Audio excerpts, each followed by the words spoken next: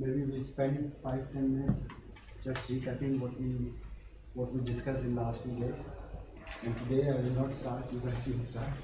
So maybe we start from here. So on the first day, first one, anything you remember, just few words, not even a line. What you remember from the first session, what you liked, or if you remember something.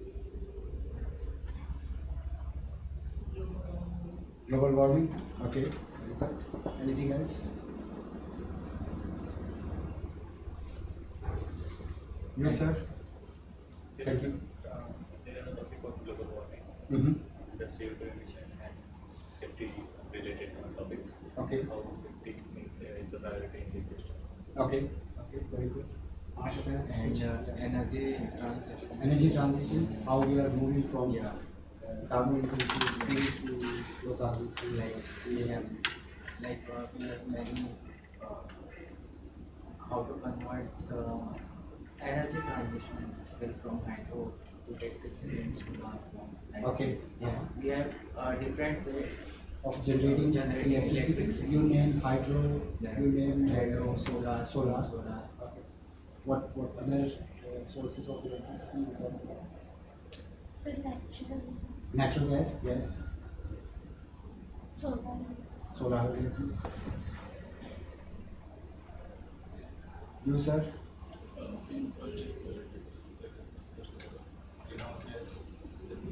Greenhouse gas, global warming, and what are the factors that cause When you said, sorry to interrupt, but when you said greenhouse gases, do you remember which greenhouse gases? methane? Methane? NOx? Yes. Sorry? HFC. Yes, HFCs has also hydrofluorocarbons. What else? Then, what are the major factors, small factor or major factor that cause any infections, risk, the friction? Sorry, what? Friction. That will cause fire. Yeah, static friction, spark. Energy.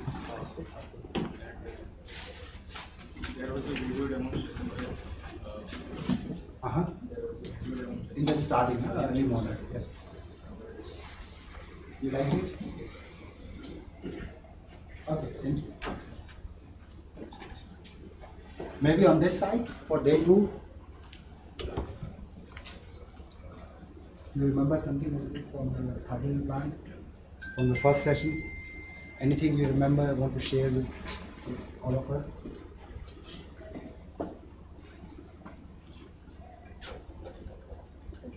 We are not asking for reaction, but anything you remember?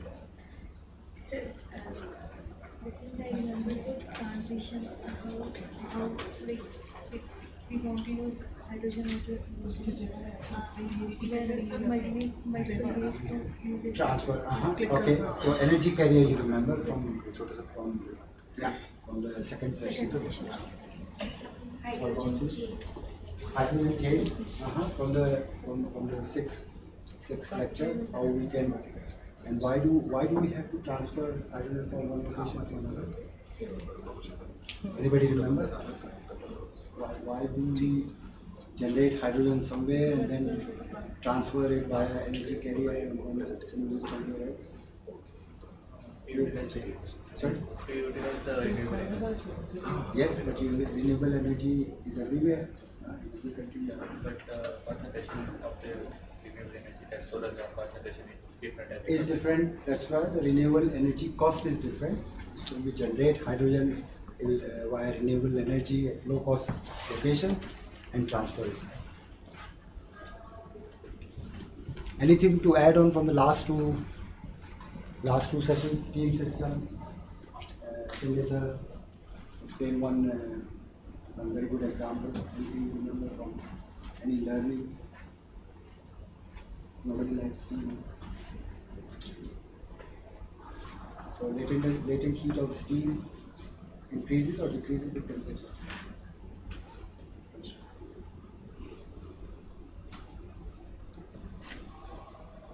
High pressure steam will have higher latent heat or lower latent heat?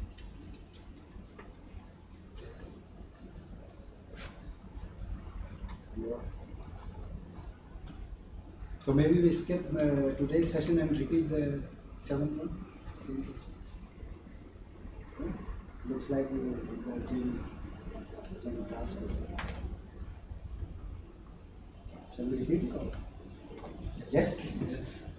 We have no time for a joke. Yeah? Okay, yes, we talked about, we started with discussing what exactly is the problem or challenge human society is facing today, and what's the role of carbon dioxide in this, how we have increased the CO2 emissions in the last 200 years. We saw how we moved from a poor society using wood and chullas and other, and today we are using solar energy, hydrogen as our primary energy source. We looked how we do the CO2 footprint calculations, scope 1 to none, scope 1, scope 2, scope 3. And then we extensively looked how all the energy what we are using today comes from oil, coal, natural gas, and what are the problems associated with these energy resources, and how we are moving from that those carbon intensive energy sources to low carbon by capturing carbon dioxide, using the same energy source, capturing carbon dioxide, sequestering it somewhere. Then we also had to look on the interestingly, everybody answered about technical stuff here and there, but we also talked heavily on political aspects, developing nation. Nobody remember those things, but those are really important topics, which is actually driving all the story here.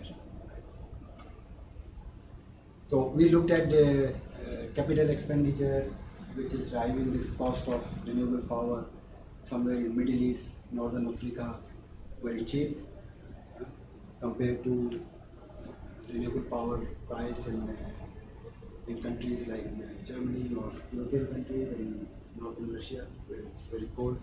They are not blessed with enough sun. The price is 2 times. So it makes sense that you generate power somewhere else cheaply, transform it in a form of energy or anything which you can easily transport somewhere. So this session was dedicated to this. We looked at 4 different methods. You remember one of those methods? We talked about 4 methods to transport energy. Liquefied hydrogen was one, yes. Anything else? And do you remember the 4 methods or routes of energy transfer, energy carriers we talked about yesterday? How we carry the energy, hydrogen from one was liquid hydrogen. Do you remember? Anyone? Any others? Anyone else? Ammonia was one carrier. Yeah. Liquid hydrogen, ammonia, synthetic natural gas. You convert hydrogen with CO2 methane, yeah, and then ship it to somewhere, generate hydrogen, capture CO2, and in the same ship you put CO2, which brought you natural gas. And as steam is an important, let's say, element in industry, supplying thermal energy, but also kinetic energy to generate electricity. We spent one session on steam system, and then Dr. Shende was kind enough to explain those calculations with one of his examples. Then we also had Dr. Kanti. He was also kind enough to share his thoughts on material balance, energy balance. So what we'll do today is continue on with heat transfer, heat integration, and then we'll have one session before lunch and after lunch dedicated on safety. And over the last 2-3 days, you probably saw a lot of calculations, euros per ton, per year, per whatever, per hour. So we'll spend one full session on plant economics, how we actually calculate capex, how we actually calculate OPEX, how we actually calculate product price. Probably you had this course in, I don't remember, we had a course in 4th year the economics, engineering economics. Chemical engineering economics. Huh? Yes? Yeah, chemical engineering economics. Yeah, that's the plan for today.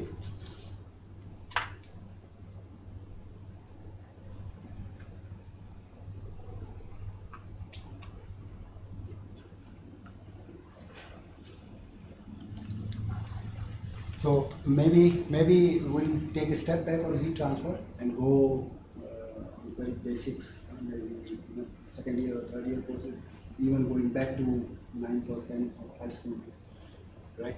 So heat is a form of energy that we all know. We'll talk about mode of heat transfer. Actually, we already talked about those modes, but we'll look into a little detail. Then we look at the first law and second law, right? We saw temperature enthalpy diagram many times over the last 2 days, but today we will see why exactly we need temperature enthalpy diagram. Now, what's the importance? We'll do some heat integration, taking some examples like we've been doing for last 2-3 days, picking some example, doing our calculations and trying to understand the theory. Briefly, we'll look some heat transfer equipments. Nowadays, there is a lot of pressure on energy recovery.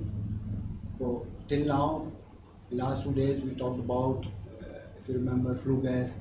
We cool it up to 150, 160. We'll see today why only 150. Can we go a little bit deeper? Because actually 150 to 30 degrees, that's actually the energy lost to atmosphere. Can we still recover it?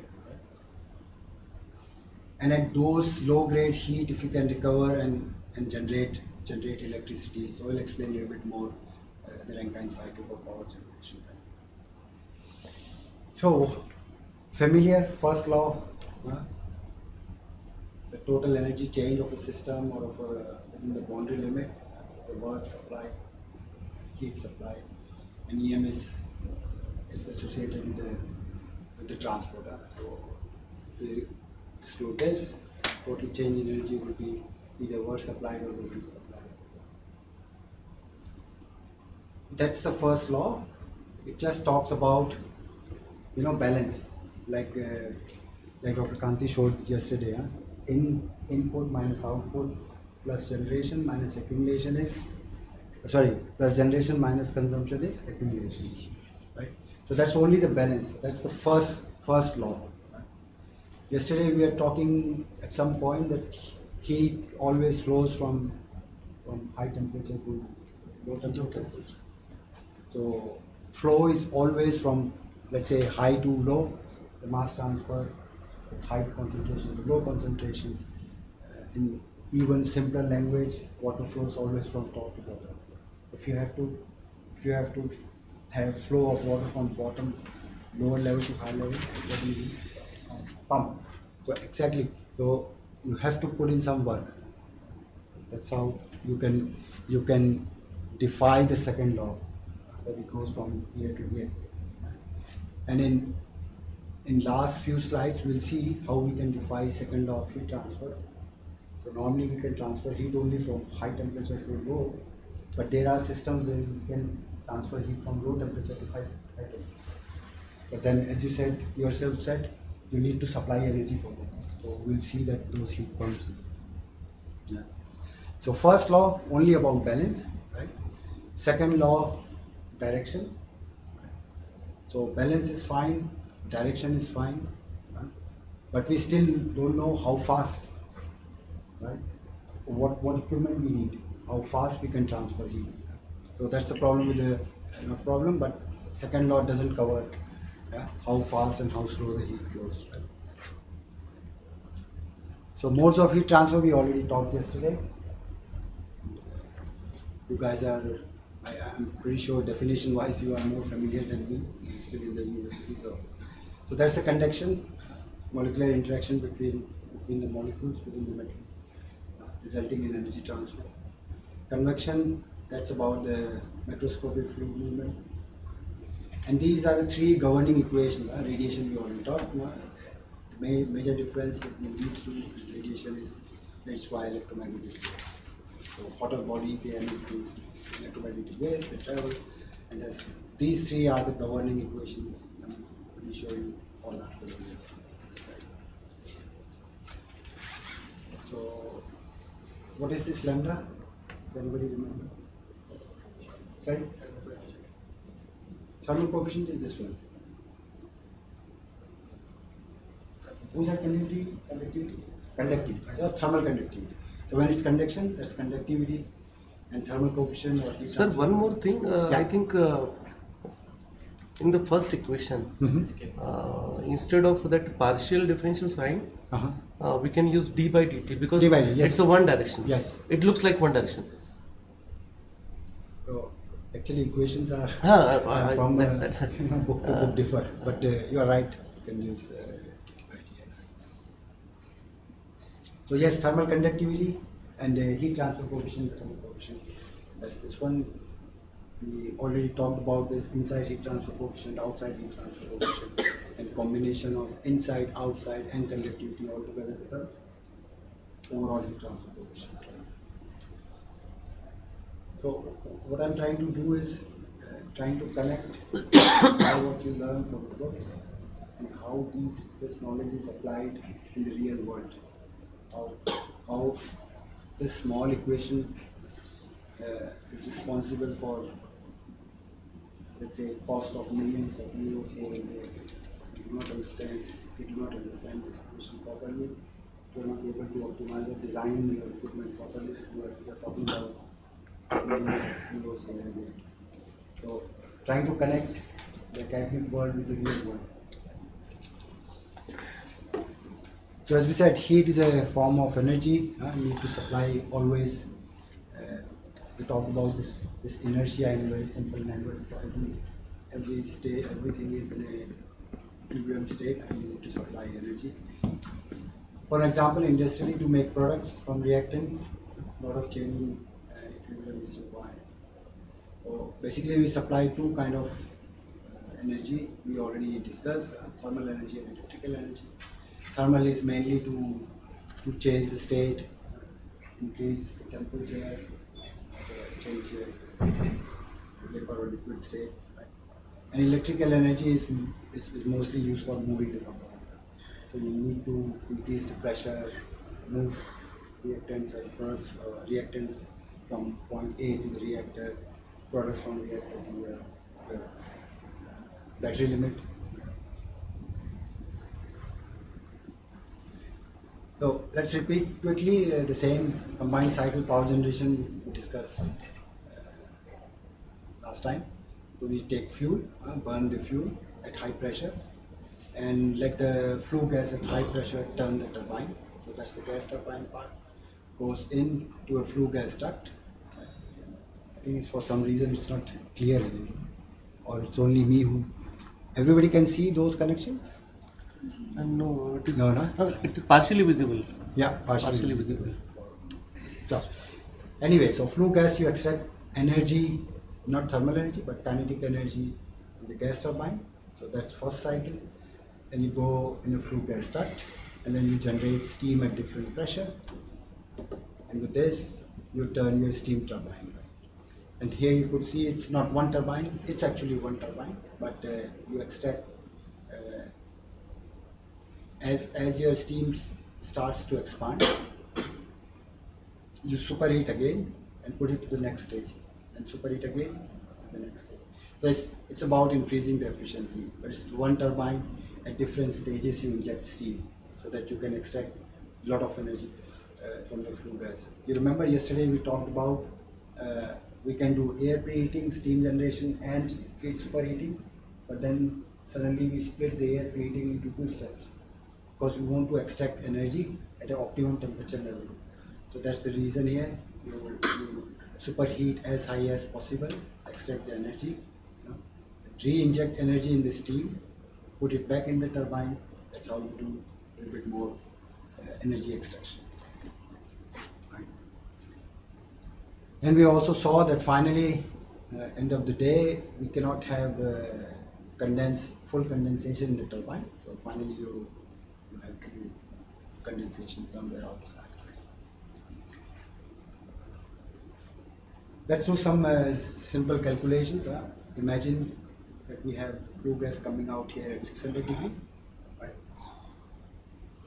and flue gas here going out is at 150. Okay. Let's assume we have 100 kg per second of flow, right? And the CP value of flue gas 1.13 or 1.15. That's the amount of MCPDT gives me amount of heat capacity of the flue gas. Right? So simply M CP of 1.15 and DT 600 minus 250.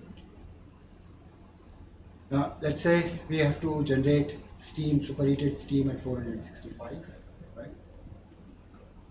So if you remember the steam table we saw yesterday, I will go and look the steam enthalpy at 465 and the pressure, whatever it is. I know the enthalpy. I look at the table and I know the enthalpy. I know that's the duty.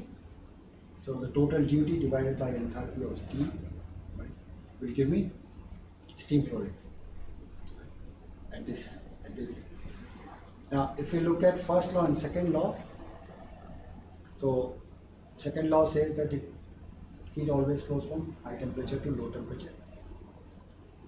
So on the hot end, on this end, let's say 600 degree, and superheated steam is at 465. Very good, 435.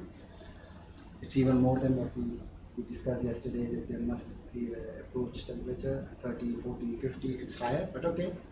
But it's satisfying the second law, not going against the second.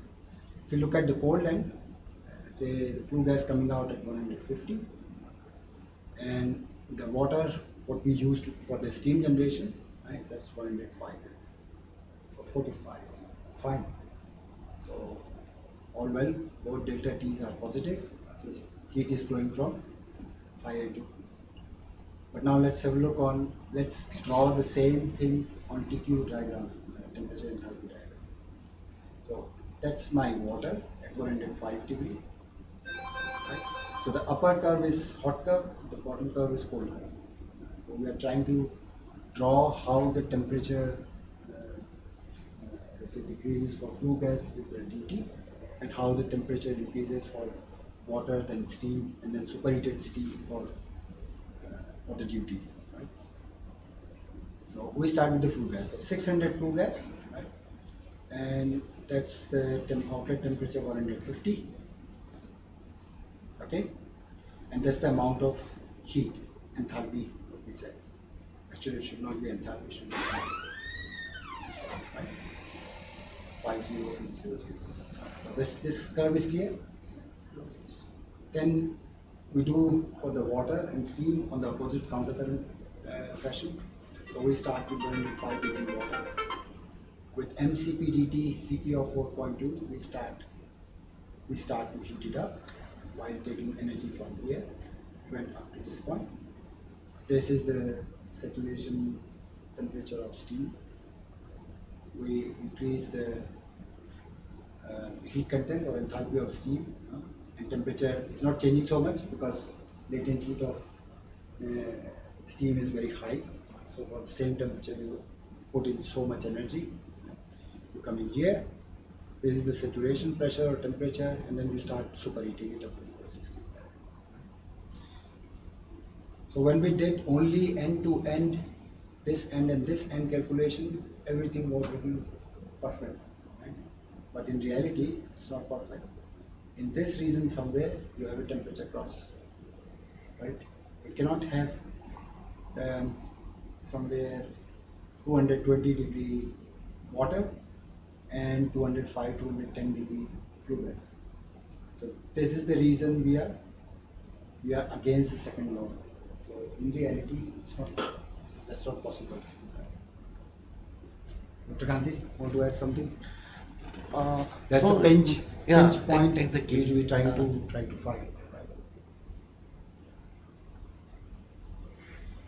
So what we have to do, we cannot have a temperature cross. That means I have two options. Either I should move this up or I move this down.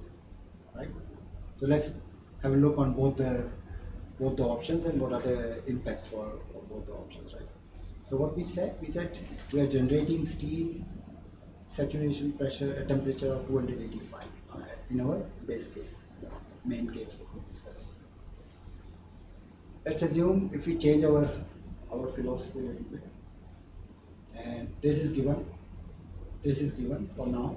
So this flow rate is given, so this total heat delivered by flue gas is calculated or given. Superheat temperature is also given, so 465. And now we say instead of 285, we generate steam at pressure 35 bar, 38 bar, which corresponds to 240 degree. So once again, it's the same thing what we saw in the previous slides, previous case, 135.45. Still 135.45. But what we did with this, we avoided the temperature loss. Now if you draw this, you are at 240, not 285. So there is no temperature loss.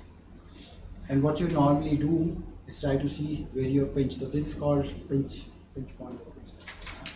Where in your whole profile is the minimum temperature difference between hot and cold. Now if we say we change here the steam pressure, but imagine in your plant you have a consumer which need heat at 260 degree. So if there is a process requirement where you need 260 degree heat, you cannot have steam at 240 degree. Of course, we are looking at power plant where you are generating electricity, but let's assume you need steam at 240 but 285, right? So with 240,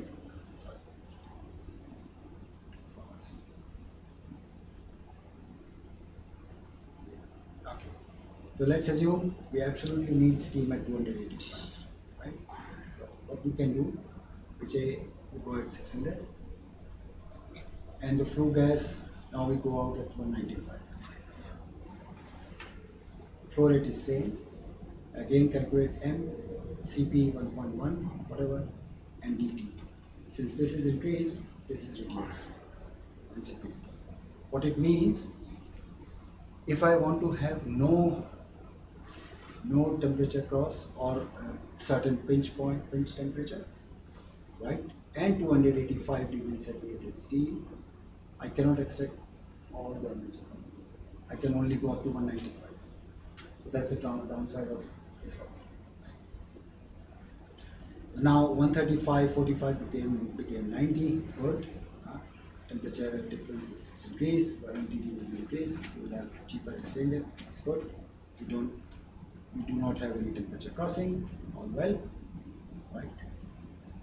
But as I said, downside is almost 10% loss. 10% of heat is lost to atmosphere. Right? Only 90%.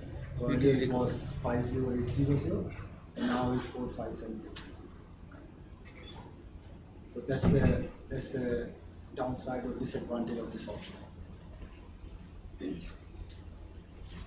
But having said that, we need steam at 285, and we also don't want to have temperature loss. What could be the next step?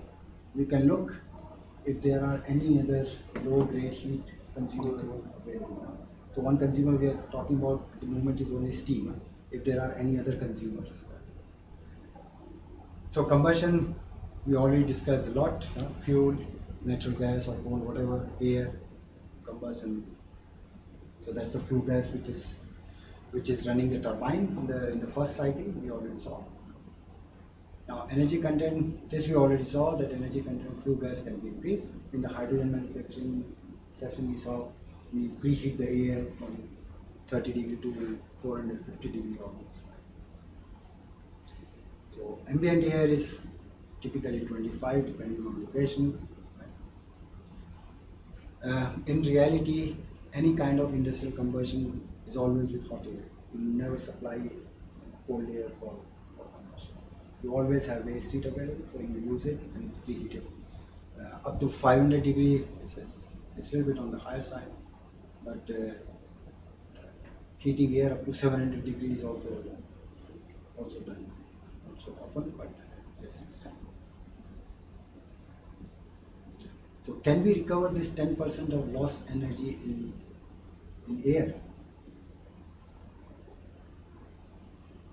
Yes, because air is somewhere here, starts here somewhere, 20 degree, 25 degree, right?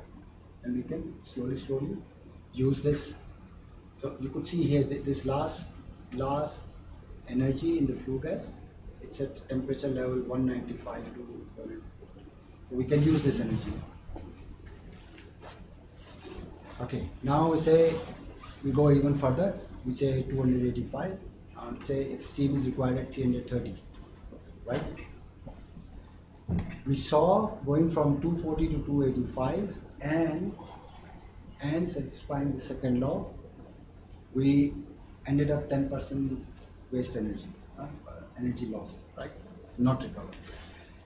So you could imagine if going from 285 to 230, it will be even more energy will be left unrecovered. So first we saw how we can move this curve a little bit down, right? Now we'll see how we can move the hot curve a little bit up. And yesterday, Dr. Shende was mentioning that we do always conversion with air because it's cheap, easily available. Just put a blower and you have your conversion air. But imagine we have from here to here somewhere around 50,000 it was, 50,000 kilowatt of energy, thermal energy, and the flow rate is 100 kg per second. Imagine if we do not supply air, we supply only oxygen, because only oxygen in the air is used. That's what we want for conversion, right? So imagine if we replace air with oxygen, right? Your flow rate of flue gas will be reduced by factor 4, based on 79 to 21. So with every 10 kg of air, it's only 2 kg of, roughly 2 kg of oxygen. So whatever air is coming, if you remove 80% of it, it becomes factor 4, flue gas will be factor 4 less. But fuel burnt is same. That means energy release is same. So if you look at Q is mCpdt, and M becomes suddenly 4 times less, Q remains the same, delta T will be much higher. That means if I start using oxygen instead of air, this temperature will go somewhere here. But it will end up here, right? But this curve will, let's say, move a little bit up. So instead of oxygen, instead of air, if I use oxygen, I move this temperature up. Now I'm somewhere here, right? So that's another way to optimize it. So you still don't have any temperature cross, and we have 330 degree saturated steam. So far we looked at the temperature enthalpy, first law, second law, and how this is applied in really equipment design, and how it impacts the cost of your equipment. So we said we just continue with our example. So the flue gas is going at 150, right? Now we are looking only on this air preheater, not the steam side, but only this part. So what's the duty here? What's the temperature here? So hot side, flue gas, 100 kg per second. If you remember our basis, temperature was 214. Up to 214, from 600 to 214 was to the steam, and from there it's to the air. Air comes in at 25. We do the calculation, if you remember, for 100 kg of flue gas, it was somewhere around 10-12 kg of fuel and remaining air. So that's the combustion air, 90 kg per second. And if we once again do mCpdt, we know the duty, right? With this duty, once again, mCpdt, I know the delta T, and that's the temperature of air, right? Nothing new. Again, applying this hot and cold and thing, 131, 125 is good, 128 LMTD. We'll see LMTD a bit later. Now the question would be why 150? You can go a bit deeper also. If I go instead of 150, 100, I can preheat the air more. And hotter the air, we already saw yesterday, less will be the fuel consumption. And that's less money you pay on your operating costs. So let's try it out. We go from this case to this case. I go now, temperature out is 100 degree. And I am now a little bit more preheating more the air. LMTD, the temperature difference is, you see, 240 minus this, it's 83, here 169 minus 87, 81, 100 minus 25, 75.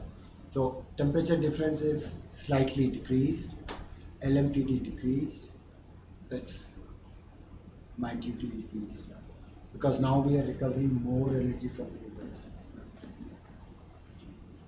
Preheating the air more. It means we are recovering more and thereby reducing the fuel consumption. Right? So see, flue gas to stack reduced by 50 degree. Right? Air combustion air increased slightly 4%. So difference here is 400 kilowatt, 5085, 5485. And it's almost 1% of your total duty. So 1% total duty means 1% saving in fuel, which sounds small, but in real world it's huge. It's a huge difference, 1%. But if we extend now our thermodynamics to engineering, as we said, it doesn't end at only the LMTD and the duty. But let's assume the overall heat transfer coefficient for those two cases are same.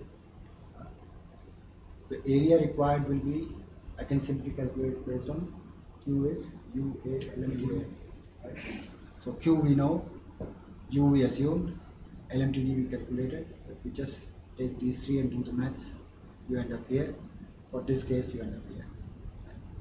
So the same capex opex trade-off optimization we have been talking for last 2 days.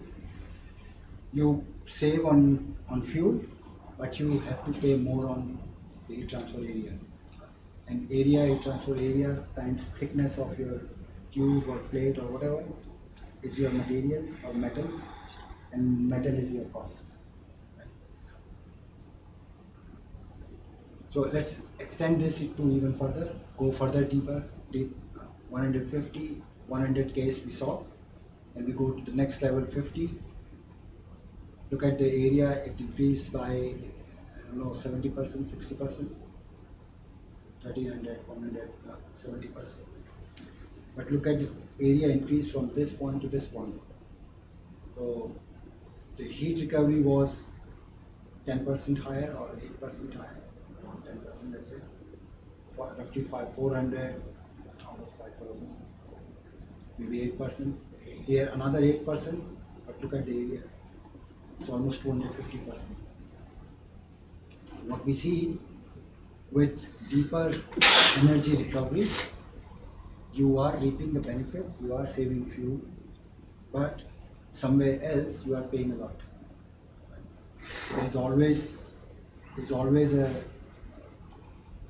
that's what I've been saying constantly, always a trade-off between, you have to understand the systems. You see, if you just look at a smaller picture and think about it, okay, I save fuel then, but if you consider cost of your heat exchanger, your optimum lies somewhere else. Maybe it's better to stop somewhere here or here. We'll see those. Now, overall heat transfer coefficient, we looked at this alpha or H, different people call it different way.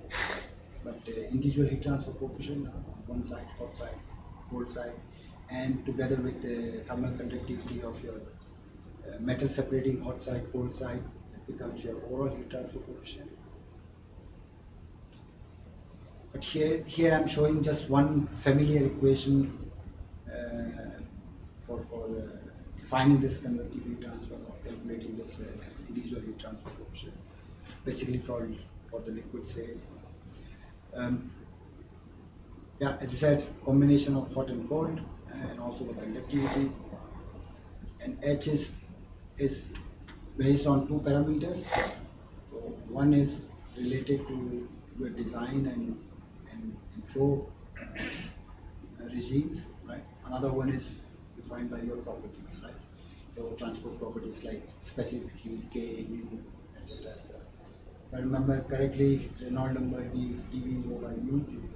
So it's basically D is representing the design of the equipment, what diameter you are selecting.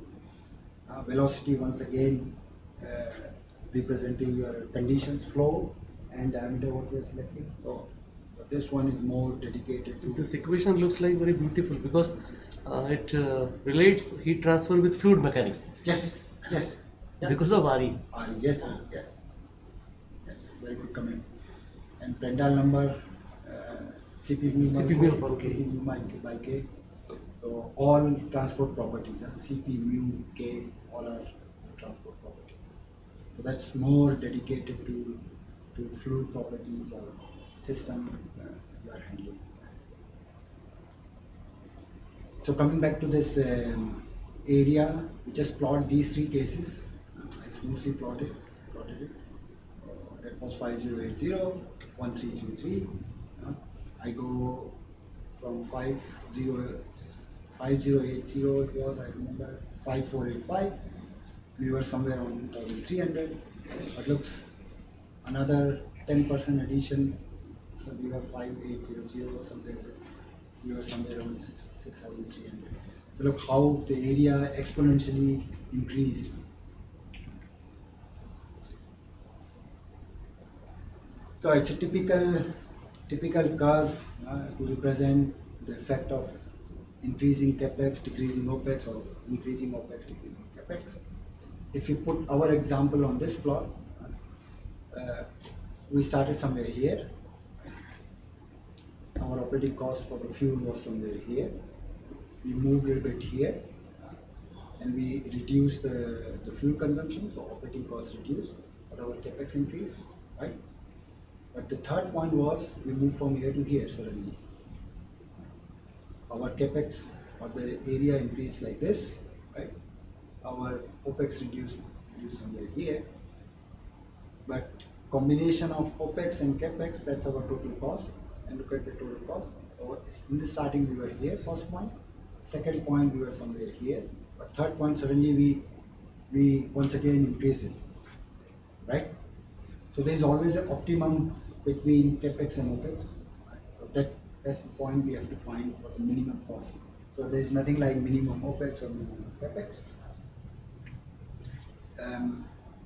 We will see in coming lectures or coming sessions how we combine these two. You cannot simply add these two things. There is a way to combine this, but you have to find always the optimum point for the minimum total cost.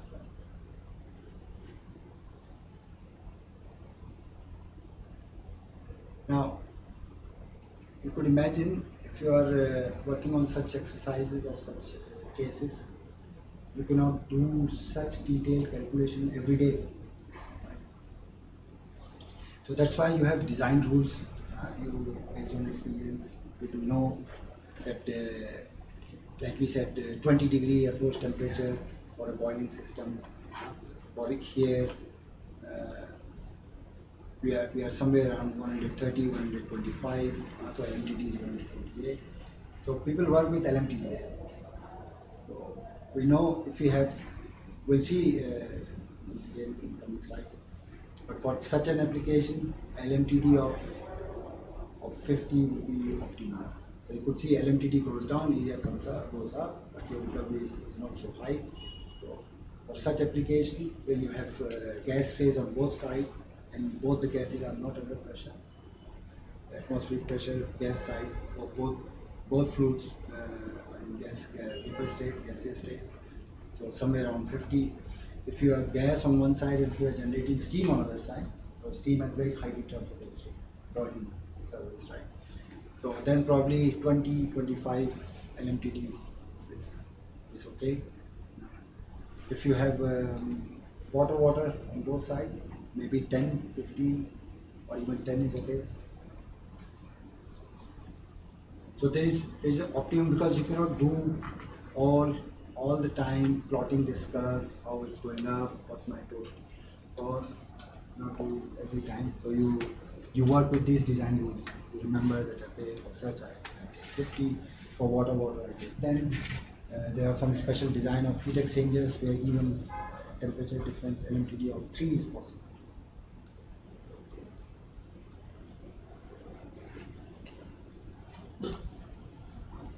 Yeah, as I said, design rules to avoid time-consuming period of optimization. I guess everybody is familiar with this thought. So we talked about yesterday LMTDs or counter current, hot side, cold side, parallel. So in parallel flow, that right hand side temperature, that is Which one? Right hand side. This one? Right hand side temperature, both temperatures will not cross each other. No, right? no, they are not crossing. If it So is that's cross, the hot, yeah, that's the cold. yeah. It's outlet temperature. Outlet temperature. Yeah. That's inlet, that's outlet. Hot side, cold side. They are not crossing, right? Hot side, cold side. Because curves start from like this travel like this, and from upper side it travels like this. So they will not supposed to cross each other, right? No, and they are not crossing. The same example with co-current, same example with counter current. So they are also not crossing anywhere. But you could see that's my starting point, right? It's my starting point, but I can have very high cold outlet temperature. Cold outlet temperature. Now the question may arise, why we know counter current is the best mode for Heat transfer. utilizing best heat transfer, right? But then the question may arise, why do we have counter current? There are times where we use counter current also. Can somebody think about what could be a advantage for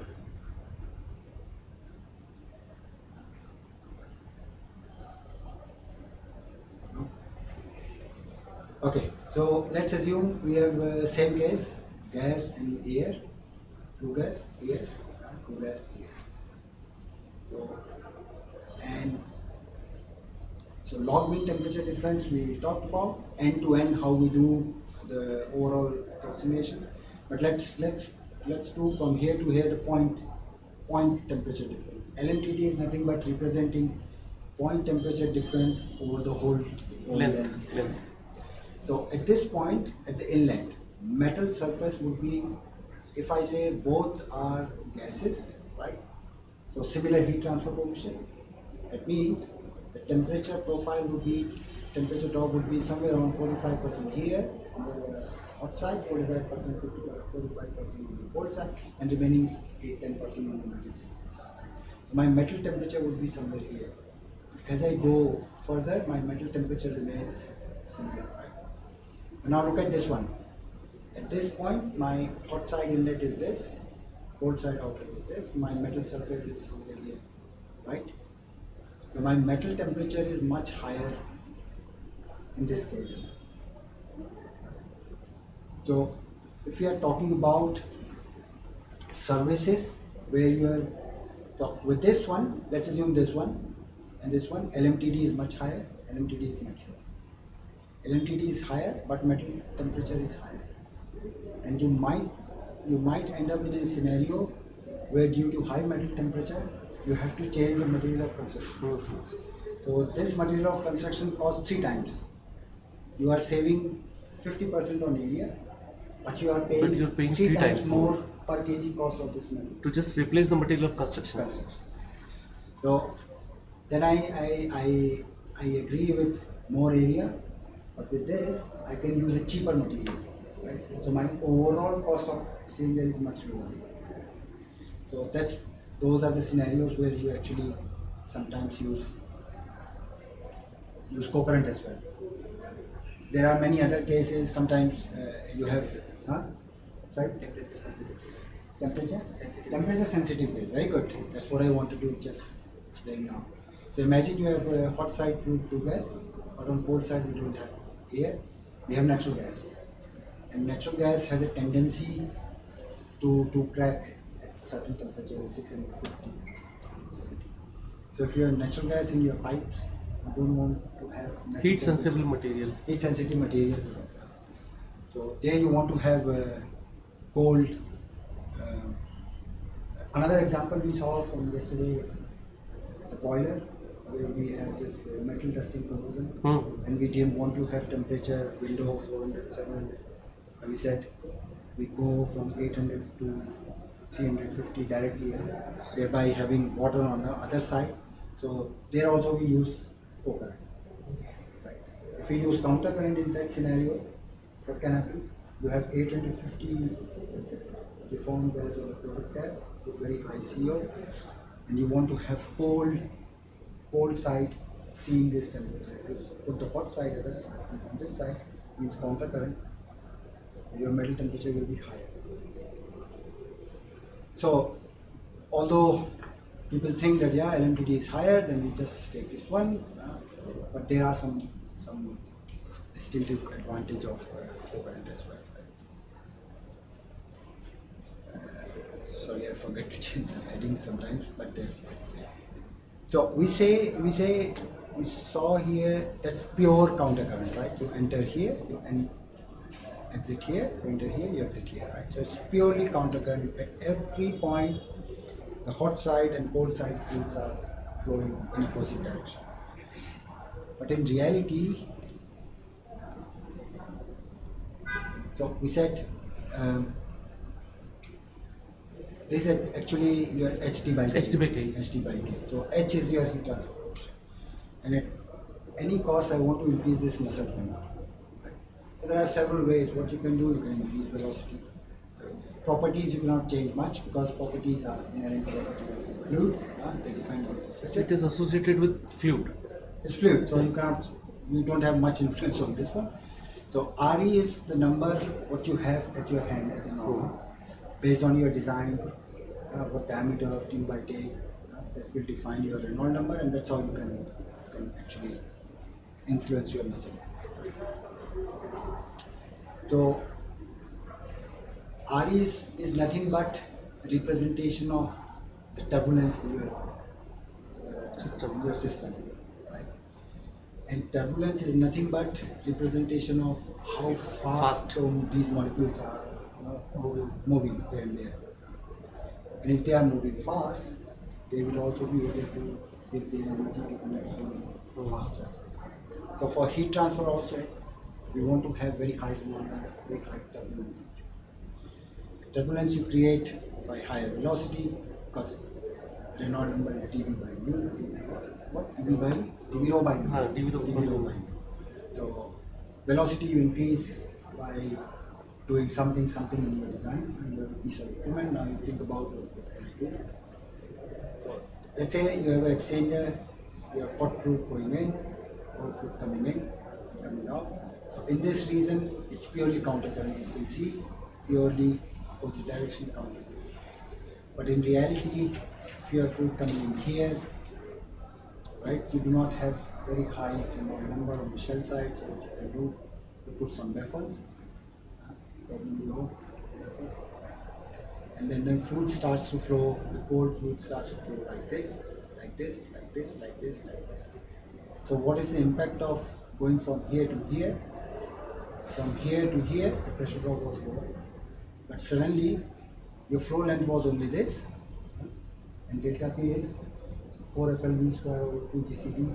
4FL, your length is this much, right? But what we did here, we increased the length, flow length. The flow area was cross-sectional area here minus the tube area, but here the cross-sectional area is only this, in this direction. When you increase the velocity, so delta P going from here to here, your flow length is increased, your area is reduced, delta P is much higher. So delta P is higher means pumping cost is more. So that's your OPEX increase. But while doing this, you drastically increase your Reynolds number because you enhance turbulence. If your Reynolds number is higher, maybe you can reduce the size of the cylinder because your H is higher. H is higher, U is higher. U is higher, your area is higher. So once again, you see how this small equation is dictating your capex OPEX optimization. So pumping cost versus auxiliary area. In the other example, we saw fuel cost versus auxiliary area. So we saw here that's co-current, that's counter-current. Right? And you see any equipment, heat transfer equipment in world or in industry, it will never have pure counter-current fashion. Right? Apart from double pipe exchangers. We'll see the computer which are rarely used nowadays. So if you see here, in this region you have cross current, because this is cross now. Port fluid this way, hot fluid this way, cold fluid this way. In this way, it's also cross, but overall is cross counter. Right? So it's not pure counter current. So we cannot calculate LMTD. So one way would be you calculate LMTD for this reason, for this reason, for this reason, for this reason, for this reason. But that would be very time consuming. So that's why you have LMTD correction factor. You don't use LMTD, but you use LMTD correction factor. So with this correction factor, you correct your LMTD. Sir, last slide, can you please repeat one more time? Sure. Because, Which one? Bottom one. This Multiple LMTD. So ideally what you will do your QA LMTD equation here, here, calculate your LMTD for only this reason, temperature here, temperature here, temperature here, temperature here. That's even cross current. So what I want to say, this is your pure co-current, counter current. Sure. But in real exchanger, you have in some reason co-current, some reason counter current, some reason cross flow. Okay. So it's a kind of mixed flow. Mixed temperature difference. Okay. And ideally, if you want to do real calculation, detailed calculation, you split it into different zones and do your calculation based on LMTD co-current, LMTD counter current, LMTD this. But in reality, what you do, you calculate LMTD based on counter current and correct it, update it with a factor called FT. Correction factor. Which is always lower than 1. So one means it's pure counter current, and lower than 1 means how far you are going away from counter current flow fashion.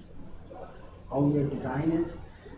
So let's say if I have 0.9, that means I'm far away from pure co-current fashion.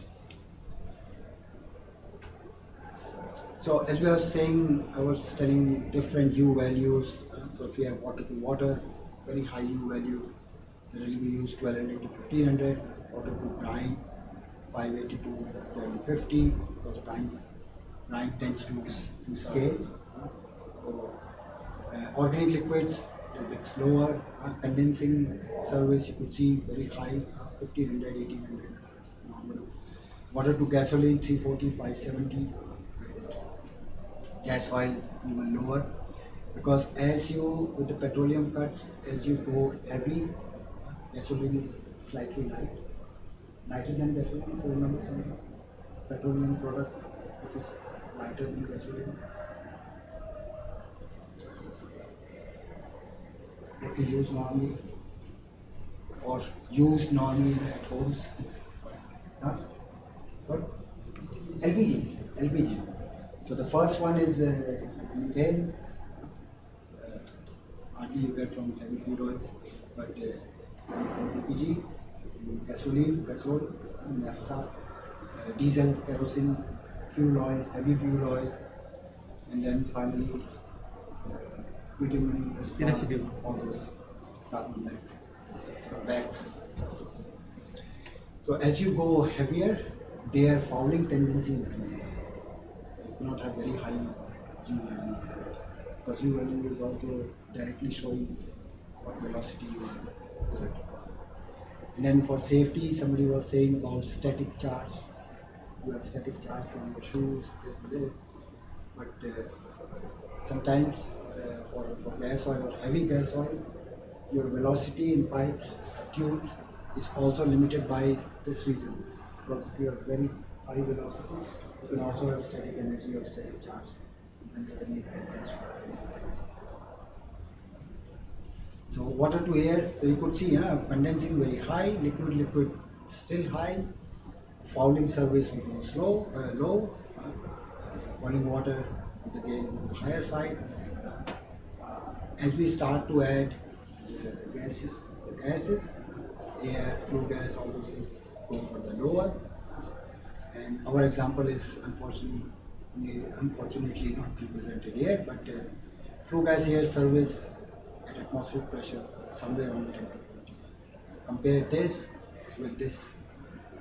Imagine you have a condensing steam and something else, some other liquid on the other side. We are talking about 2000, and if you have flue gas air, we are talking about 20 to 25. What it means, for the same duty, you can have an exchanger like this. You have condensing steam also, and for same duty, you can have an exchanger half of this room. Heat exchanger which fits in half of this room. Duty is same. That's the impact of U, and that's why it's absolutely important to design it properly and calculate your H value or U value correctly. So once again, I already did this, but relating our example, how we go from low, high LMTD to lower, how our operating costs reduce, our capex increase, but overall cost is somewhere here. So with this example, we are somewhere here. With this example, we are somewhere here. But we want to be in this region somewhere. This one is the optimal solution.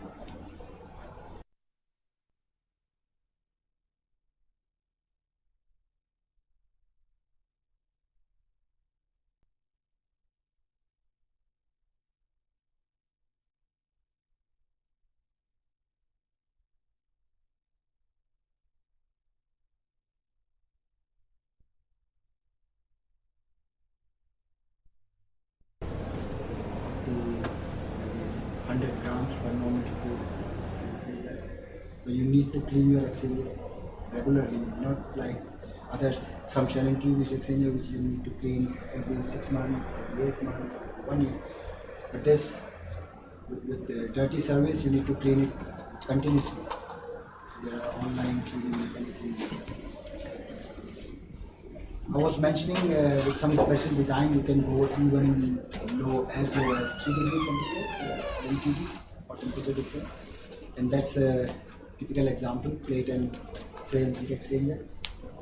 You have several plates stick together, or just screw together, and hot and cold fluids are flowing in the alternate spaces between these plates.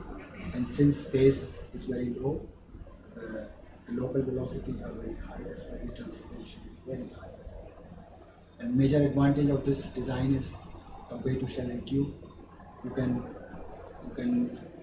put a lot of heat transfer in a very small compact exchanger. So the space requirement, flow requirement is much lower. But a disadvantage on the other side, you cannot use it with the fouling service. Regular cleaning, it's not a good idea with such exchangers. And as we said, local velocities are very high turbulence because of very small space between the plates, pressure drop is compared to motion. But there's a major advantage, the U value could be 3 times higher than the shell and tube. Then we saw we have huge exchangers here, a lot of area required here, and that's one way reducing the area or increasing the transfer coefficient. You have extended surfaces, so you just put in metal, and the cold side or the hot side can transfer heat via conduction, and you enhance it via conduction. This metal is also heated up with a bare tube, and there are several designs of.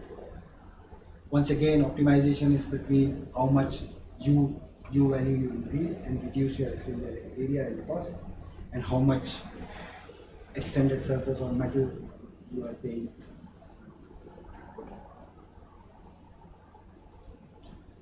So we saw that in the starting we discussed that we can recover heat up to 150 degree. We had a look what are the downsides of going lower in conventional way. If we use a heat exchanger, how suddenly the heat exchange area shoot up or decrease, right? So, and I briefly said there are ways you can defy the second law, you transfer heat from low temperature, high temperature. But to do this, you have to put in some energy, some form of energy. And that's what we will see here now on two slides, last two slides. So first one is heat pump. So let's say I have waste heat in flue gas from 100 to 50 degree because we already said our optimum temperature is 100. We'll stop there with the exchanger. But we know there's still some energy left between 100 and 30 degree. Can we do something? But we do not have any user.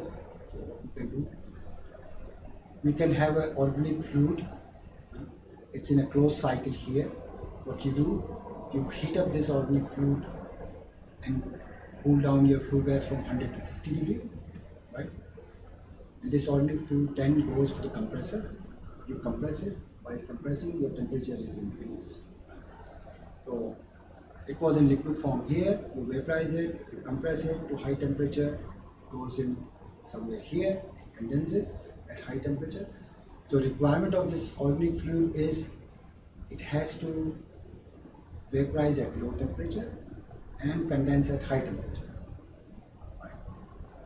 Once it's condensed, simply cool it down again, flash it from high pressure to low pressure. It's again at low temperature, becomes liquid. That's how it keeps circulating here. So form of energy what we are putting in here is running this compressor. By this what we are doing, so you see 100 to 50, that means my organic fluid must be at vaporizing at 40 with a 10 degree temperature. 50, 40.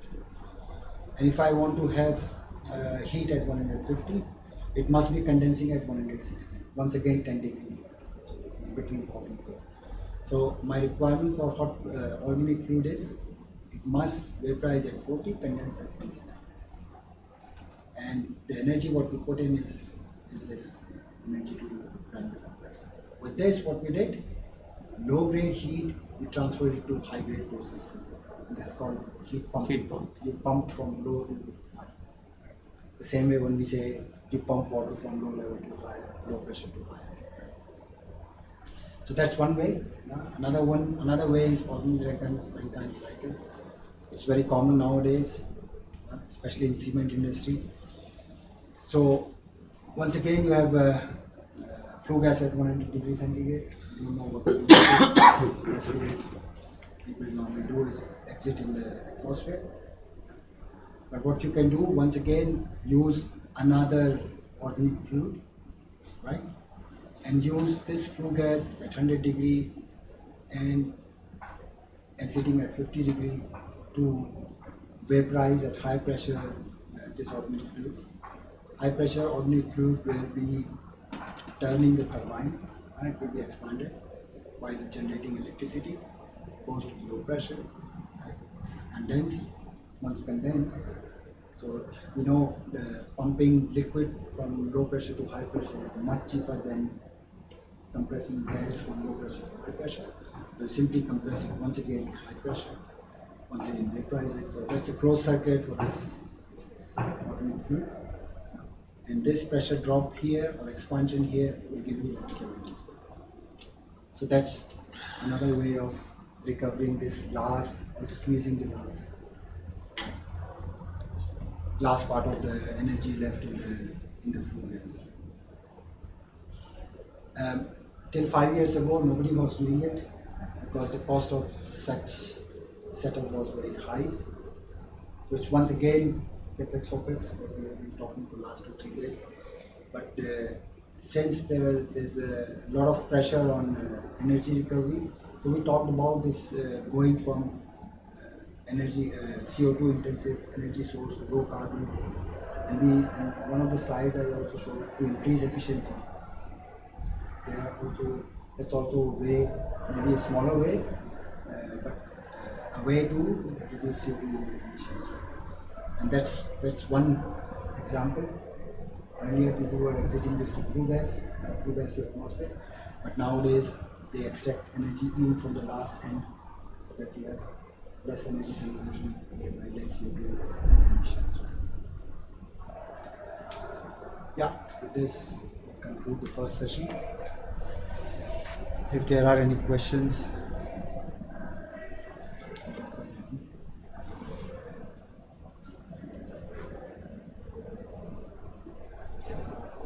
Be interactive. Anything you could not understand or any query based on the presentation. So theoretically, can we in that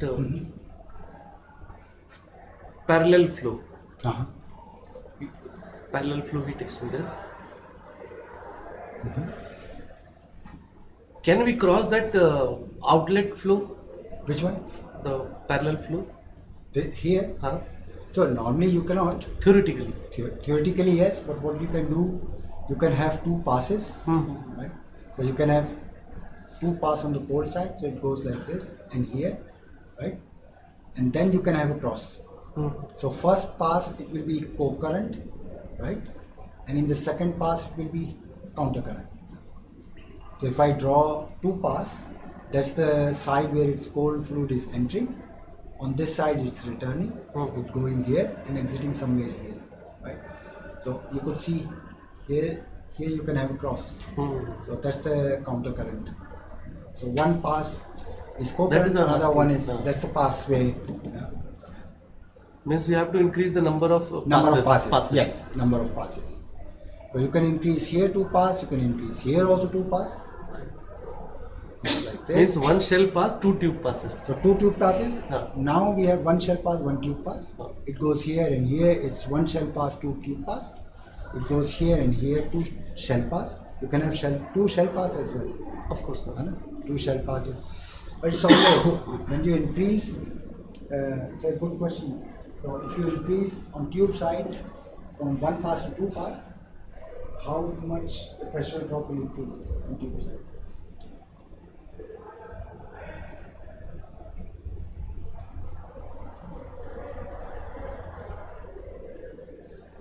You increase same extender, you split on the shell, the tube sheet, you just put a plate. Now you have suddenly not 1 pass, you have 1 pass and 2 pass. How your pressure drop will increase on tube pass?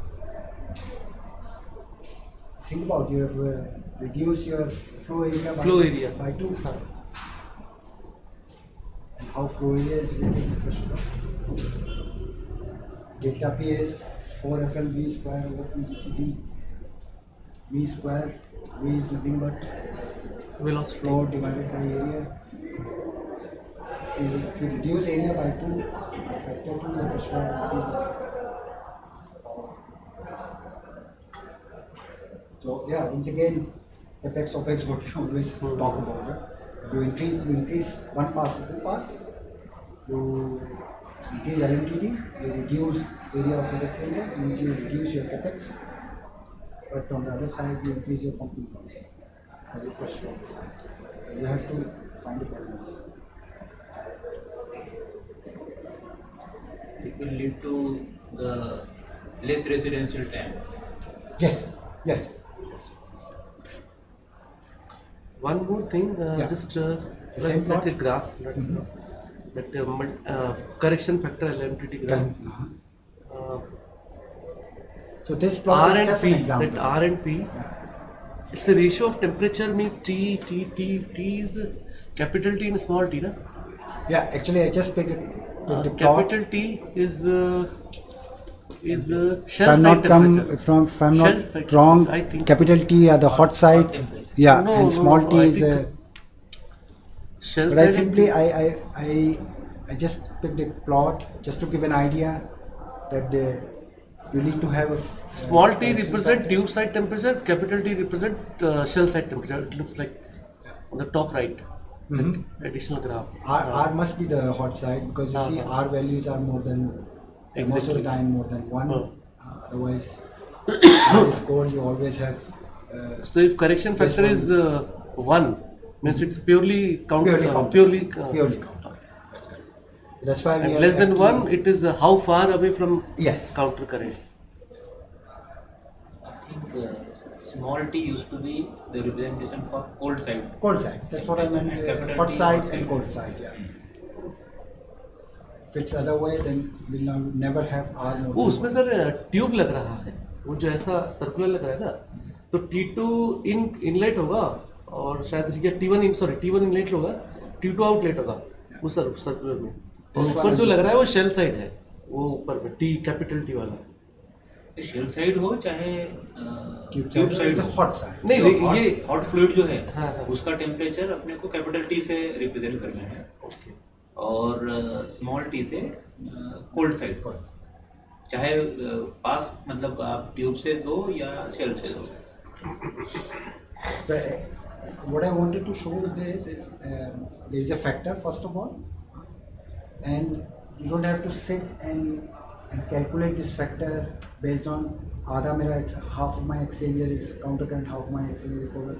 There are plots available. You simply look what design I have for 2 pass, 4 pass, 2 shell pass, 4 2 pass. You go and pick this plot. You have this plot. You look at your. So we need to calculate P value, R value, R value or and P value, and then we have to you extend calculate. the lines Yes. in the graph. So you calculate We your can calculate the correction pick your factor. R curve, Yeah. and then you have your. That's what. So these plots are available. You don't have to do the calculations. One step further, these plots are even, let's say, implemented in softwares. So normally you don't do hand calculations for manually these exchanger. Software is available. All these equations are already implemented. Flatting database is there, so you just have to specify composition of your gas or whatever.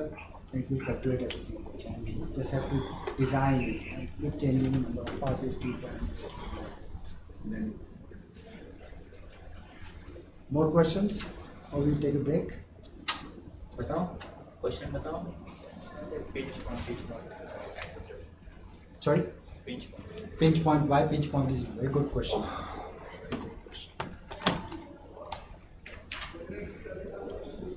So we you know this equation, Q is U O U A LMTD, right? And LMTD is nothing but the average temperature difference between hot and cold side.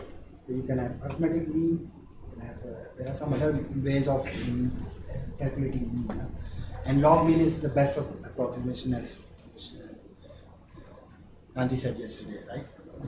So total area of heat exchanger is, you can calculate also, you divide total heat exchanger into different elements. So if I take this small element, my temperature difference is this. But if I have very small pinch, right, that means my temperature difference is very small, right? So you could imagine very small duty transfer, but very huge amount of area required for this place, right? So that's why you do not, you say I accept only minimum pinch of 10 degree. Means with 10 degree I know I have an optimum area requirement. If you have very low pinch, then you are putting a lot of area and this area is not doing much. So that's the concept of pinch. You need to find where your pinch is and you need to decide what pinch is acceptable. That explains. Anything else? Sir ये वाला बोला था मैं, ये वाला, ये जो है ये this capital T represent only shell side, capital T inlet outlet, Yes, yes. and that small t T is the tube represent side. for tube Yeah. side. So the But difference as between Dr. Shende said, it can no, be shell or tube. he is but also what we correct. meant is Correct. the hot side. That is the standard Capital. convention. Exactly. But yes, similar plots. similar. Yeah. Yes, we have heard 2-4 shell and tube heat exchanger, 1-2 shell and tube heat exchanger. Is it possible to have 1-3 or 2-2? Can you do some thoughts on this front?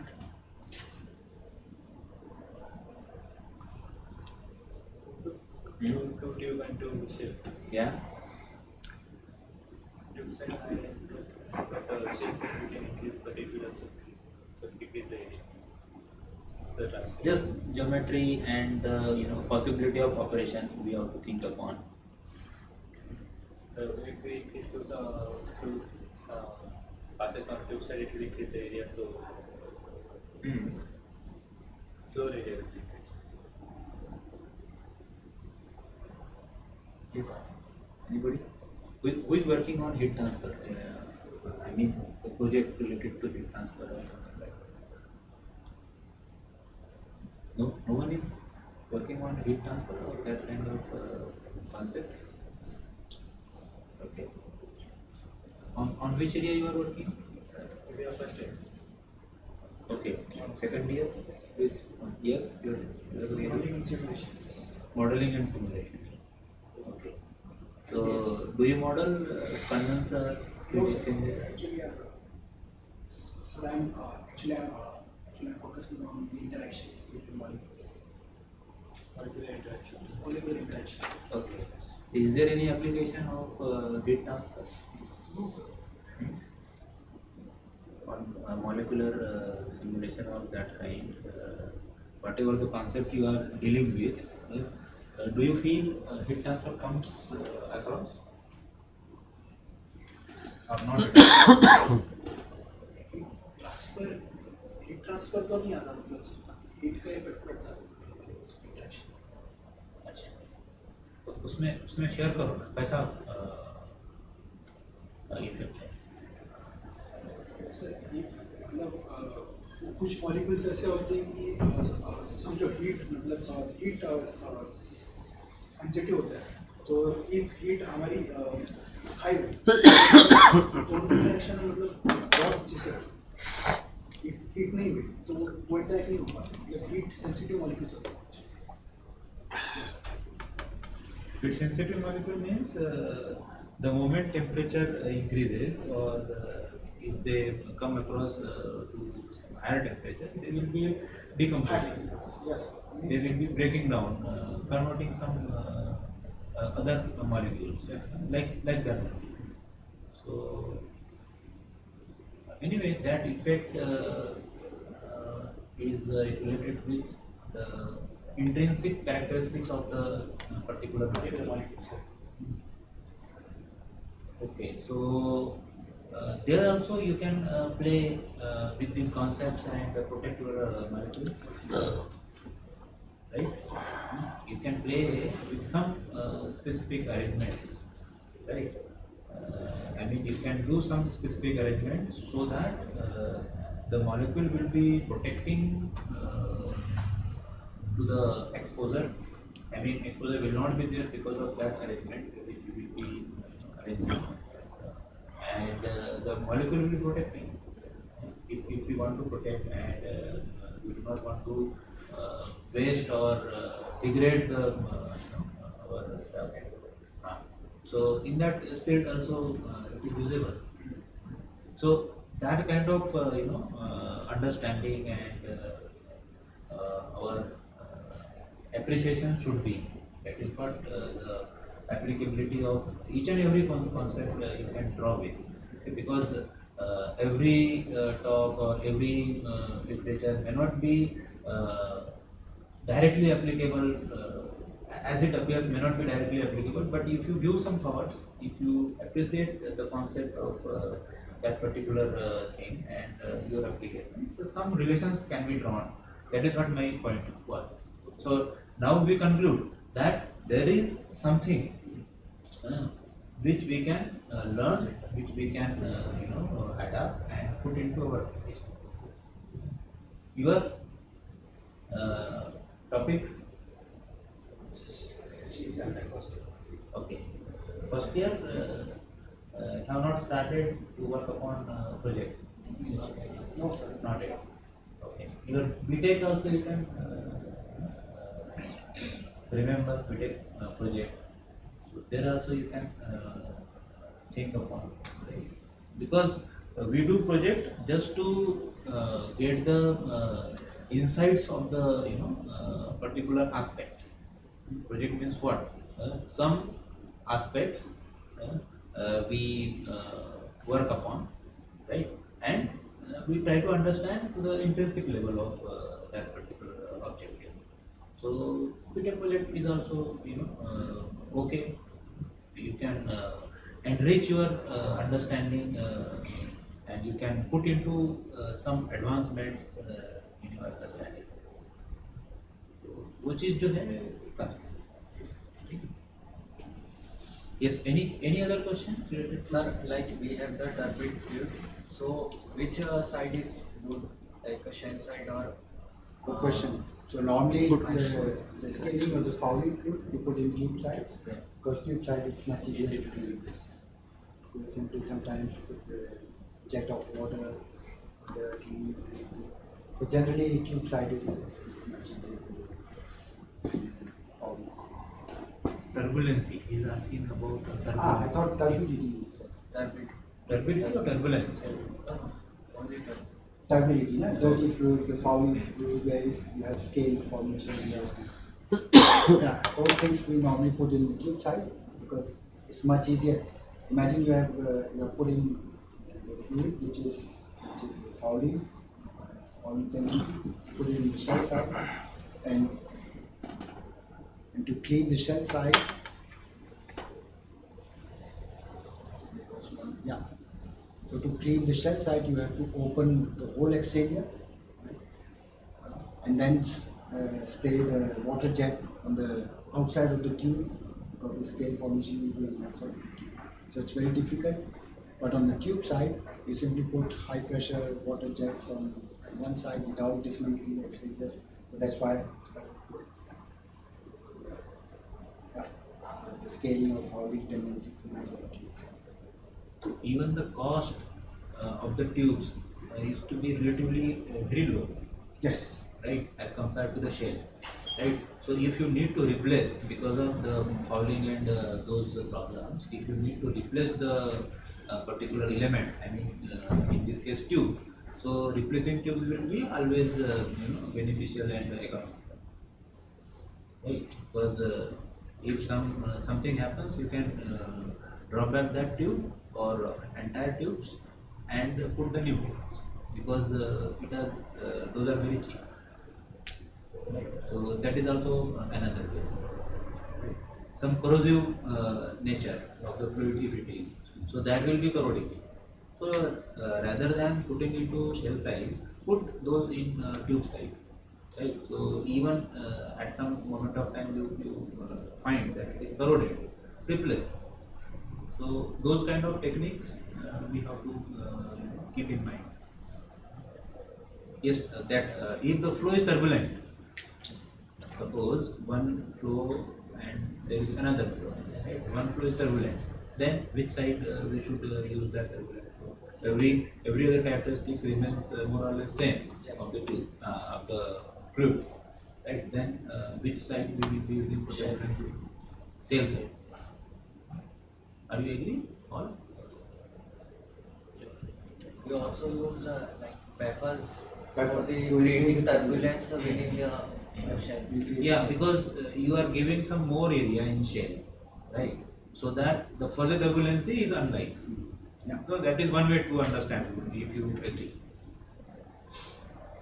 If you put into tube sides, again they will have very little area to pass, and again turbulency and those kind of problems will be increased.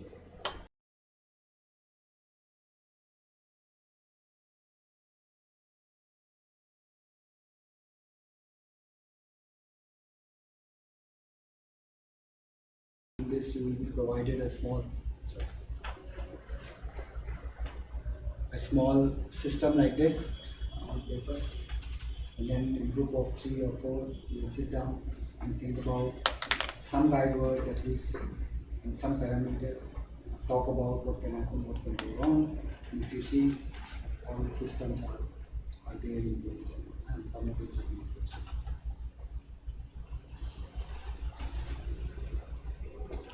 So for HAZOP, we said we identify the risk, we identify if the safety measures present are enough or not, right? But so far we have not identified the strength of the safety measures. Huh? So we call it the safety integrity level, these measures, safety groups. And that is based on, so each risk can have a final consequence, right? And we try to reduce the risk up to acceptable level. So as we were saying, we can accept 2 fatalities in 1,000 years. So that's the number before the cell study you fix. You say, okay, that's my acceptable risk. And now I go to my design where the HAZOP recommendations are all already implemented. So all the safety measures are there. And now I have to see what exactly is the strength of or goodness of this safety, these safety measures required.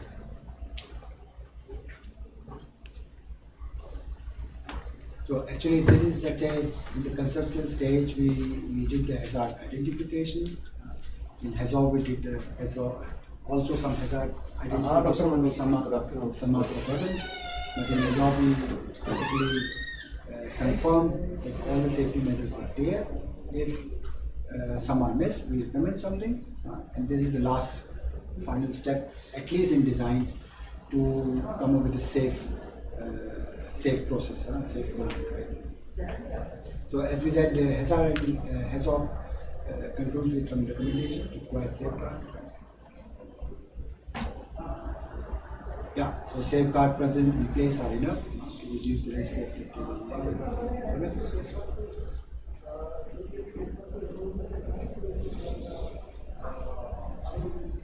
So let's do a small cell study on the same example. So we said we have all the safety measures as per the recommendation. TIC is also implemented, right? So you start with what exactly is the risk? Multiple fatalities due to fire caused because of flammable components, loss of component. This we already declared, already said. If all layer failed, initial source is required. First of all, we can have loss of containment, but the final consequence of fatalities will happen only if we have combination of two. If fire occurs and if people are present, unfortunately, close to fire. Right? So we talked about the fire triangle yesterday. We need ignition source. Right? So spilled flammable liquid might catch fire, might not. Right? So sometimes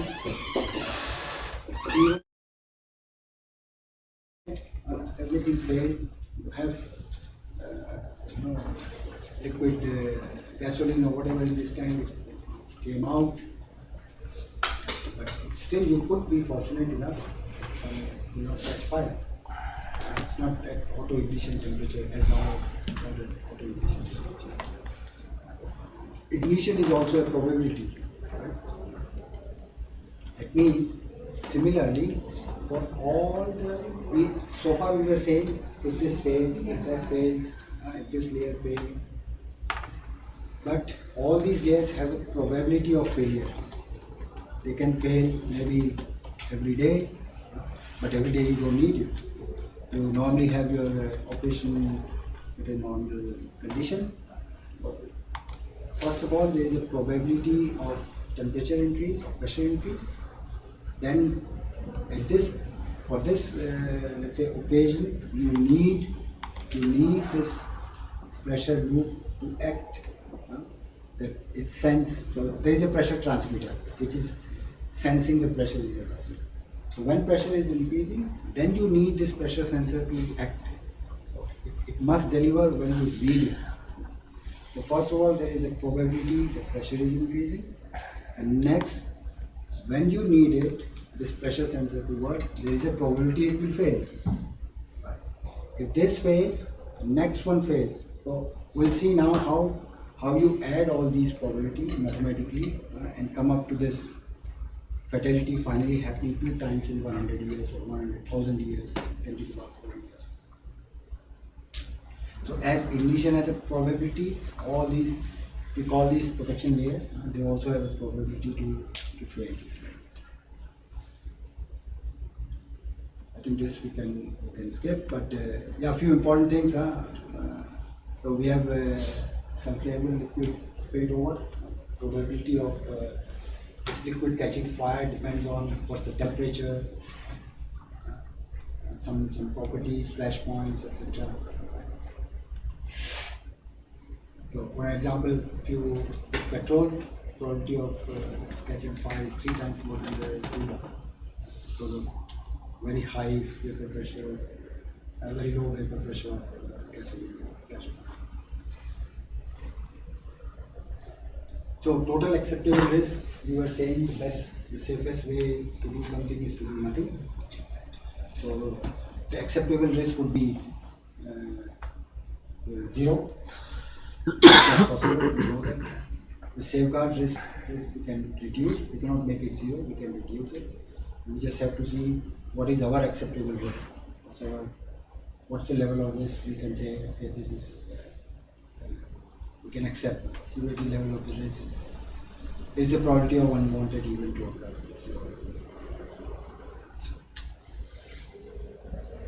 Now, severity, acceptable risk, severity level, you could see 1, 2, 3, 4, 5, 6, 7, 8.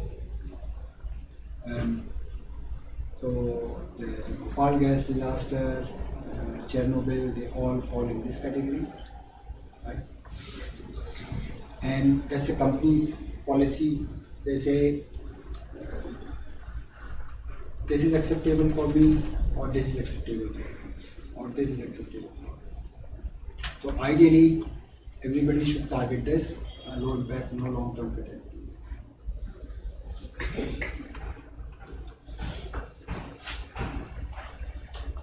So we have a system here, safety instrumentation system or function, which was pressure, shutting down the plant or closing this wall, pressure control, pressure safety system, they both are in combination. So final consequence is fire resulting in more than 100 fatalities. So let's say we can have more than 100 fatalities. If this loss of containment can result in fire, we can have 100 deaths, right? Because this plant is located in a nearby area, whatever, for whatever reason. And we say from this table, we are more than 100 people dying. So our acceptable risk is somewhere here, this class. That means this happening, the fatalities happening, our acceptable level would be 1 in 10 to the power 6 years. And yeah, so probably this you remember from your high school. Probability of A happening and B happening, and A and B together happening is PA times PB, right? Even simpler form, if you spin a coin, it lands up in tail, probability is 1 in 2, right? And if you spill 2 coins and they both landing in tail, probability is 1 in 4. So PA times PB, that's your combination. And we call all these layers independent protection layers. So there is a probability of 1, there is a probability of 2nd, 3rd, 4th, and probability of all of them failing will be probability of IPL 1, 2, 3 all multiplied together. So I have to install so many protection layers that if I multiply their probability, the result should be less than 1 times 10 to the power 6, minus 6. Right? That's the idea. But you cannot keep on adding layers and layers, independent layers. That's also a cost associated with this. Right? So another way would be, if you cannot keep adding more layers, if you cannot add more layers, at least you can make your layers strong, effective. Right? And that is called the SIL, safety integrity level of these layers. Right?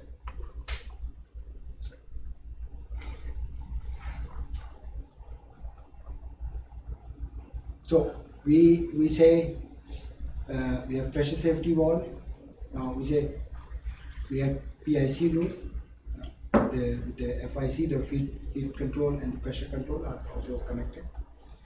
We have PIC with the cooling duty. What we said, we sense the pressure here. If pressure is increasing, we reduce the feed flow, thereby reducing the energy inlet. If pressure is increasing, we increase the cooling duty.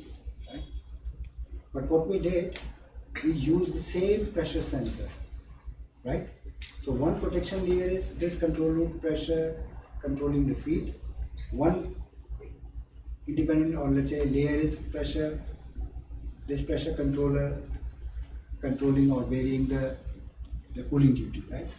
But they both are not independent because they are using the same pressure sensor. And when we say one protection layer can fail, so pressure sensor, there is a let's say instrument which is sensing pressure inside. It converts this pressure reading into electrical signals. This goes to a computer which has this algorithm. Okay, pressure is now increasing. It calculates what should be the final action on the control board. It calculates how much I have to close the control valve. So the signal goes electrically again to this wall. So there is a sensor, there is a controller, and there is a final element. Right? Anything can fail, and that's why this protection layer can fail, right? And since this protection layer and this protection layer is using the same sensor, they cannot be considered as independent protection layer. You cannot say we have two protection layers. It's just one. In order to make these two protection layers independent, what we need to do, we need to install a separate pressure sensor which dedicatedly goes to this loop and the another one goes to this loop. With this you separated them completely, right? And now they are independent. So that's what we say.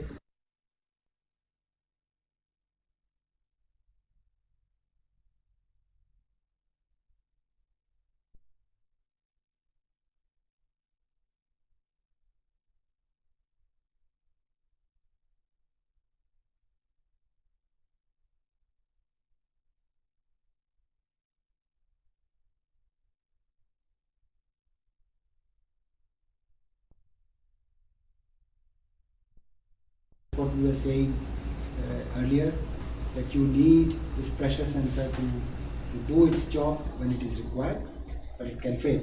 So it's actually probability of this sensor working on demand.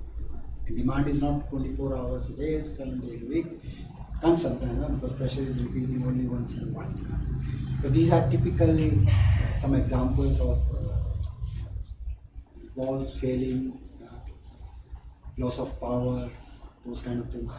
So you need to know probability of failure of these independent layers, and you multiply all of this and you come up with your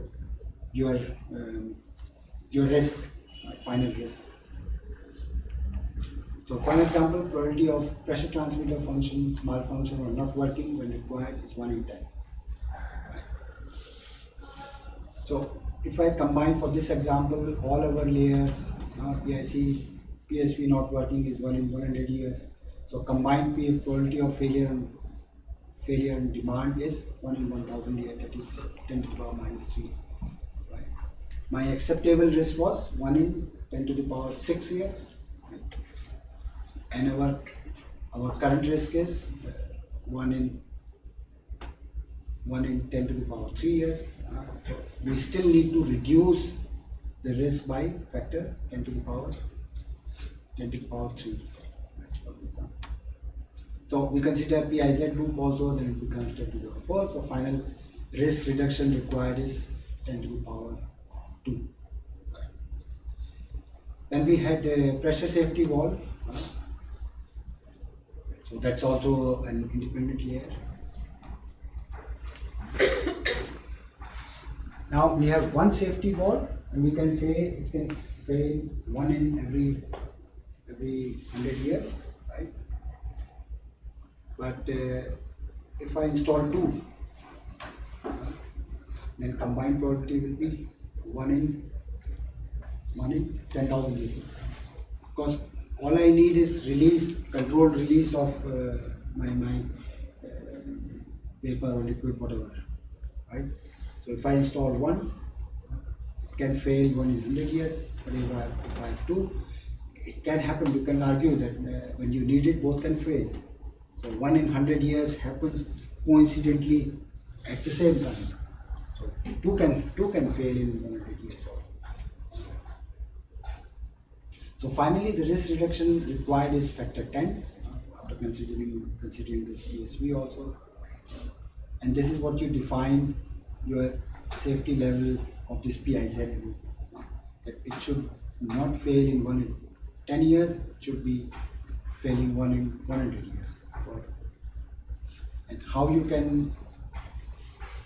can increase, so that's how we define anything between 10 to the power minus 1 and 2 is safety 1, level 2, level 3.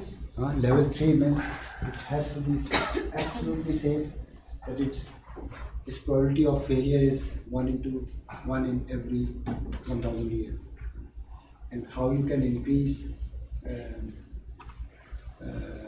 let's say, or reduce the probability of PFD, probability of failure in demand, or the sill level, as you were saying, brakes can fail, but if I do regular maintenance, what I'm actually doing, I'm reducing probability of brakes failing, this happening. The same way, regular maintenance, you install more sensors, more shut-off walls, so more capex and more safety.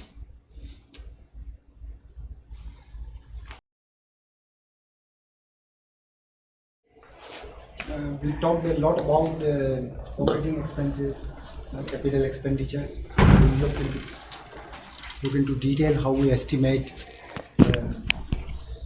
capex, equipment costs, procurement costs, construction costs. We calculate OPEX. But this we already saw many times. For example, if cost of natural gas is 30 euro per megawatt hour, how we calculate it based on LHV efficiency, what will be the power price. And then in the morning session also we talked about we cannot simply add capex and OPEX, how we estimate total cost of ownership from capital expenditure and operating expenditure. So basically, in very simple terms, product price or product cost will be cost incurred, whatever cost we and whatever profit we are targeting. Right? So let's continue to take this simple example, what we have been doing for last 2-3 days. CO plus hydrogen that goes to methanol. That's how it looks like in a laboratory. In real plant, it will look like differently. So we have the reactant A and B coming in, product coming out, and we have cooling water outside the reactor in the jacket to keep the temperature under control. Right?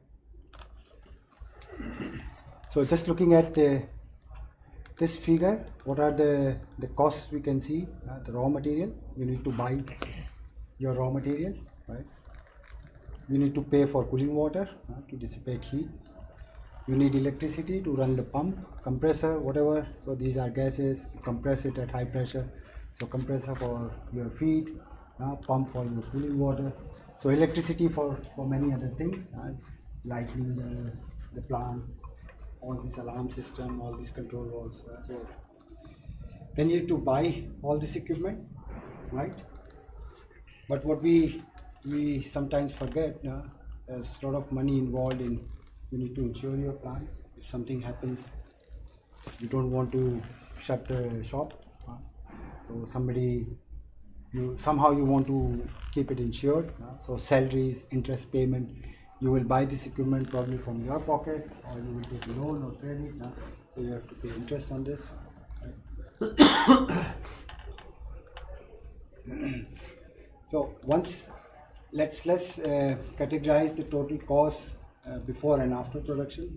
Before production means once you start production, all the costs what you have to pay before it and the one after it. So basically your capex, so buying your equipment, installing it, once you bought it, but you also have to install it. So a lot of civil work, a lot of cost incurred here, buildings, control rooms, all kind of buildings. You have to pay for contractors to perform these tasks, because you cannot do everything, and there are many other costs, and we'll see probably later. Once you start production, what you pay is for your raw material, electricity bill in simple terms. You generate some wastewater, so you have to treat it. So insurance premium, if it's a special process and you bought it from some licensor, you have to pay royalty fees to use this process. Salaries for your employees, R&D, continuous improvement, all those kind of things. Apart from this, every year you need to pay profit for your shareholders, right? Interest payment, all those kind of things. So basically we let's say separated total costs before production, before you start production, and once you start producing your product and start selling.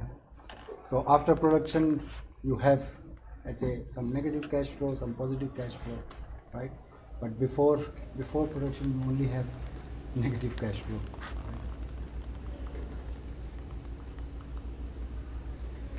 So briefly speaking, we can say, yes, unfortunately I cannot read, but Yeah, it is visible. visible. So roughly speaking, it's all your cost plus profit. End of the day, so your total cost plus profit, your sales price or product cost. So cost can be fixed or variable. Operating cost, what we are talking about, operating cost. So for an example, you are producing at certain rate, and your variable cost would be cost of your raw material, right? But let's assume. Sir, second chart that is. I think it's just a copy of the other one by mistake. Okay. It's, wanted to show something else, but yeah, thanks for pointing out. So the operating cost can be variable, as I said, raw material, but there could be operating cost which is fixed. For example, you said lighting, lights for your plant, ventilation system, air conditions in your administrative buildings, right? Salaries for your employees, no matter if you are producing or not, doesn't matter.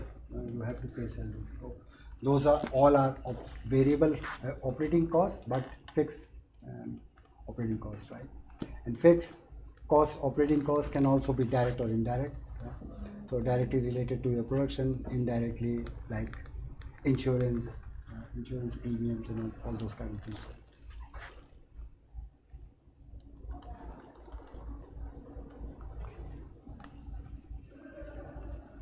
So as we saw earlier, production cost is sum of your capex and opex, right? You have basically two phases, engineering and construction. So you engineer your plant, you construct it, right? And in between engineering and construction comes also P part, which is procurement. So you have to engineer it, and then you know exactly what you want to buy, right? You go and buy it, and then you go and construct it, and after that you start your operation, right? So that's, as we said, this is the phase where you really have positive cash flow coming in. Before that, you only have negative cash flow.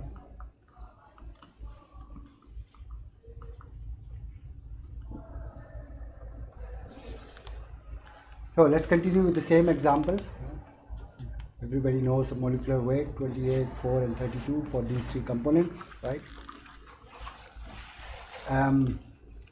So if you do the mathematics, you know, for example, I provided here the price of CO, price of hydrogen, which is specified here, right?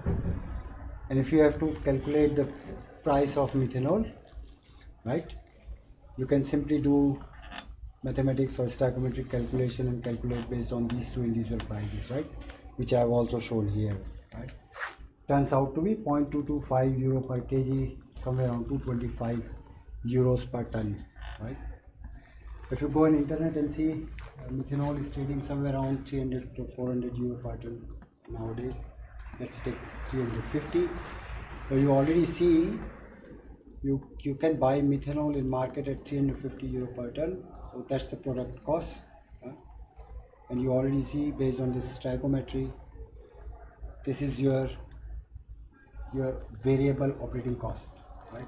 And the difference here between 350 and 225 is all the cost for your plant, for your salary, for your all other indirect expenses, right?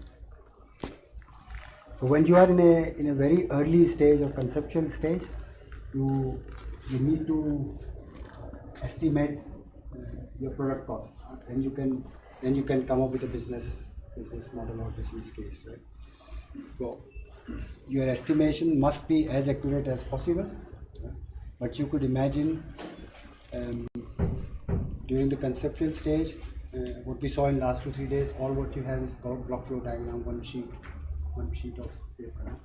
So for estimation of cost, capex or anything else, you apply several factors, and these factors are established based on years of experience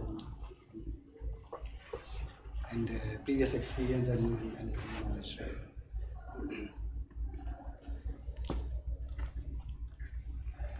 So let's forget 350 for now and continue with the very first thing, which is based on the stoichiometry and the reference CO and hydrogen price. This 225 we estimated, right? And we say, let's assume 10% of raw material is my other utility cost. So cooling water, electricity, all other cost is 10% of my variable feedstock cost, right? So if I say this, then my total OPEX becomes 250, right? Now this assumption, this 10%, this may be good, maybe bad, huh? And this 10% will not fit for all kind of processes. So there could be some process where raw material cost is not so much, but electricity cost is the main cost. From last 3 days, can you remember what 2 examples? We had these 2 examples. Sorry? Raw material as a fuel. Yeah, where the raw material cost was your major cost, but we also saw another example where electricity cost was your major cost or the only cost. So the 2 examples we saw, one was power production using natural gas. There your natural gas raw material cost was major cost, but then from solar PV, actually you do not have any raw material. So only cost was your electricity. Yeah, so your utility. So this 10 can be 2 or 3 for some plants or some processes, and it can be 95-99%. So you need to know which process you are talking about or you are estimating, and what suitable factor you need to apply, right? Now there is The processing of raw material in purification stage. That is also included in the 10% or not? Which one? Means 10% of raw material. Maybe good or may not be good. Once So again, let's say, for example, suppose if you have a raw material which is along with impurities. Impurities, yeah. So for the separation of impurities, we need to process the raw material. So that 10%. Yes, that's all. That's Okay. Electricity and everything required for purification of your raw material. That's also included.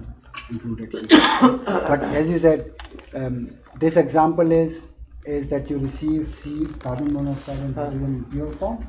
But just in case, if you receive it in impure form, right, with the same price tag, but your CO and H2 is only 90% pure, then probably 10% is not enough. So actually your 225 is already becoming 245, 10% more, because for the same price you are getting only 90% CO and 90% H2. So the 10% was specifically when your raw material is pure. Right? But this 10% will increase based on these scenarios. Your raw material is not pure, you have to use a lot of electricity or anything else to make the raw material pure, right? So that's what we said here. This 25, this can be 20. We assumed it, but when you do the real engineering, you start looking into details. As we said, we go from conceptual stage to basic engineering stage, and then you found suddenly, no, I don't need 25, I need 30. So there is whenever you make such assumptions, there is always an accuracy associated with this. When you say it's 10%, but it's with a plus minus 20% accuracy, that means I already know in my mind that this 250 can be 255, or it can be 245, right? Already you could see, you could calculate back this plus minus 2%, so plus minus 20% only on this, that means plus minus 2% on this. Already said the number, 255, 245, which is 2% of 5 is 2% of 250, right?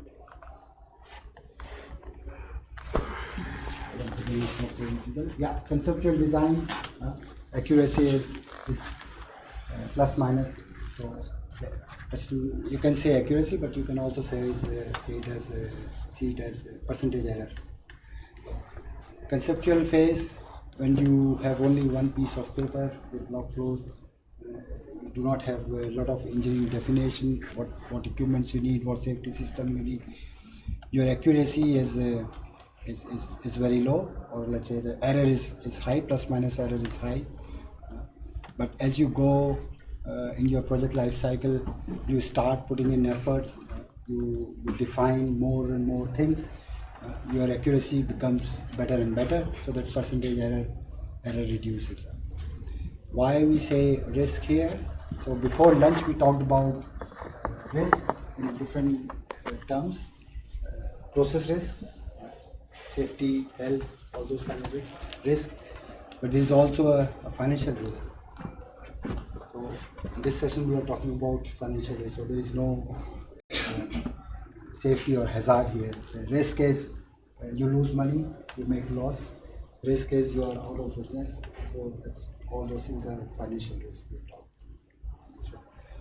So you put in more efforts, you define your system as well as possible. With this, what we are doing, we are reducing the financial risk. So percentage plus minus error was here, let's say plus minus 70%. What it means, in very early stage of project, you thought I will produce this mobile for 50,000 rupees because I need component A, B, C, and you said another 20,000 for things which I don't know now. But you started digging deeper and understanding how you add component A and B. Suddenly you realize, oh, I need component D as well, which costs not 20,000 but 30,000. Right? So this assumption in the starting that I need for other things which I don't know yet will cost me 20,000 can go wrong drastically. And with each and every step, you go out and understand, now I need to connect A and B, a D component, it will cost this. So what you are doing is defining it more and more, and with this uncertainty that you will have a surprise that I assume 20,000 but it costs 40,000. Your probability of this surprise you are reducing slowly, and which in turn means financial risk. So now let's go to the equipment cost. There are different ways of estimating equipment cost. Let's say we set the capacity of methanol production, which is basis 1,000 tons per day, right? And the space velocity or the specific volume of reactor required for this production, right? You can calculate back volume of reactor. So there are different ways. You can simply go out in the market and tell somebody or ask somebody, or specifically people who build such equipment, that I want a reactor with this capacity, please give me the price. And he will tell you, come back in 2 weeks, I will estimate, and then you say okay, but before you leave he says give me 10,000 rupees for that, even for estimating it. So everything has pros and cons. You can go out and pay something and get a better estimate, but what you can do also, you can do some calculation yourself. So you calculate it based on specific volume, means volume required per unit of flooring. Calculate your volume based on the pressure, operating pressure. You can already know or calculate what's the thickness required.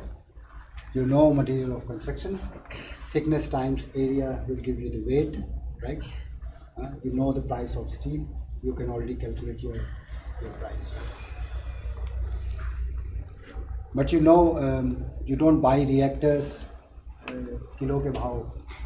You don't buy them at the rate of steel, because your fabricator or the company who is building this reactor, they will buy steel on per kg or per ton basis, right? Ingots, plates, whatever. But they have to do a lot of processing. They have to cut it, they have to weld, they have to put nozzles. So there are a lot of things goes into this, right? So one way is, as we said, you go out in the market, ask for a quote, which will cost you time and money, or you spend your own knowledge. Once again, factor approach. So generally at very early stage, it's a good practice to use factors and estimate your reactor cost or equipment cost, right? You don't know anything now, that how many nozzles you need, what will be the the weight of how many legs you need, supports you need, all those details you don't know, but just calculating the volume, just calculating the weight, you can calculate, and you apply a factor, for an example 15, that gives you 374,000 euros in this example, right?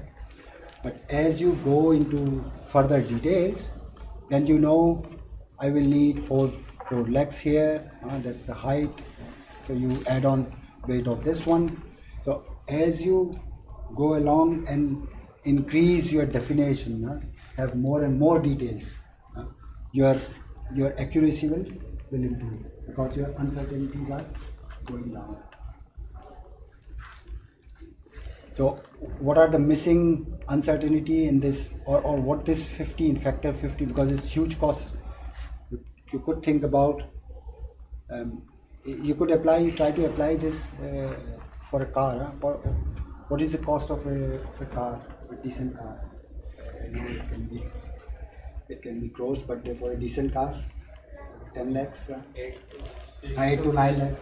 For simplicity, round figure 10 lakhs. And what do you think is the weight of car? 1,000 kg. How much?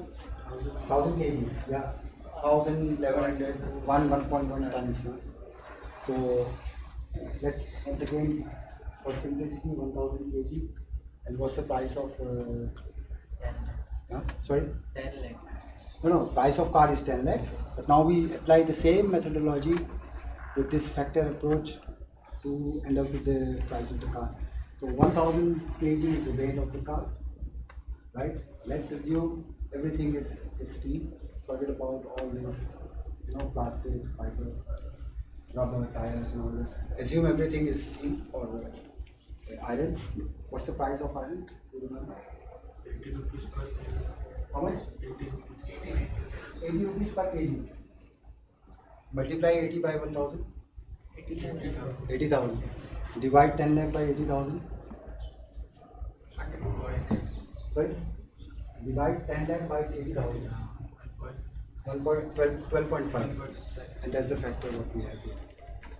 So either you can estimate price of a car with this factor approach, or you can go out and ask, and asking for price of car will not cost you anything apart from phone call, no money. But try to show the analogy between car price and so. But once again, this factor 15 can be different for different industry. We just saw for car it's 12.5. For something else it can be. If you try to apply the same factor or same approach for semiconductors, this factor can be up to 1.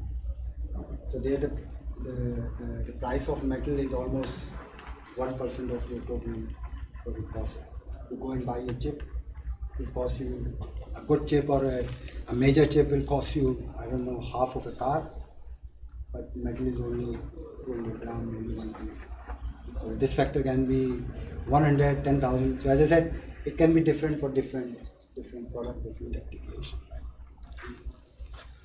So in this example, in our chemical industry, what are some few things which we could forget or represent this factor 50? Connected piping. You need to connect this to different equipment. This to the downstream equipment, so connected piping, different nozzles, piping for your cooling water, insulation, if temperature is high or low. Insulation will be for both things, cold or warm, whatever. Then fabrication, he will go and buy pieces of metal and then he has to bend it, he has to weld it, give it the shape of a reactor. So all those fabrication costs, all these things comes into this one, right? So we said we have, let's say, 374,000 euro for this reactor.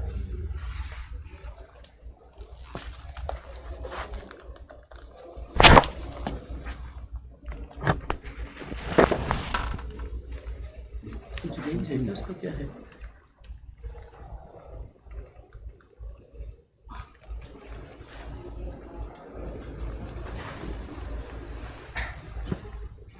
Cool. Thanks. So let's march forward. We had raw material for other raw materials or utility, right? So that was our OPEX. Now we added the CAPEX, right? But yesterday we saw we had a simple block flow diagram of this hydrogen manufacturing plant, and then we saw a real PFD or real PFD. So reactor is not the only part of your plant. You have reactor, then you have heat integration, heat recovery unit, you have a separation unit, you have other utilities, everything. You don't know how many equipments you will have finally. So once again you apply some factor. Let's take for now factor 100. So that will give you, let's say, your total capex. Right? So somewhere around 37.4. Now once again, this is another factor. Whenever you use this factor approach, you are estimating something with some uncertainty. And when you have some uncertainties or something based on assumption, you will always have a percentage error. And that accuracy is defined by what's the plus minus value, right? So this is a very crude way of calculating total capex. That's why your percentage error is very high, plus minus. Your accuracy is plus minus 100%. So this 337 million euro can be 18 million euro, or it can also be 74 million euro. So all what we added up in these factors are your piping, all the instrumentation, safety system, civil road. So during the conceptual stage, there is no PFD, there are no PNID, there are no other documents available. You cannot do HAZOP. You don't know, as we were saying, how good what's the cell level of your safety system will be. So you have no idea, absolutely blind on all these costs. Right? So all those costs are let's say, in very early stage, included here in this factor.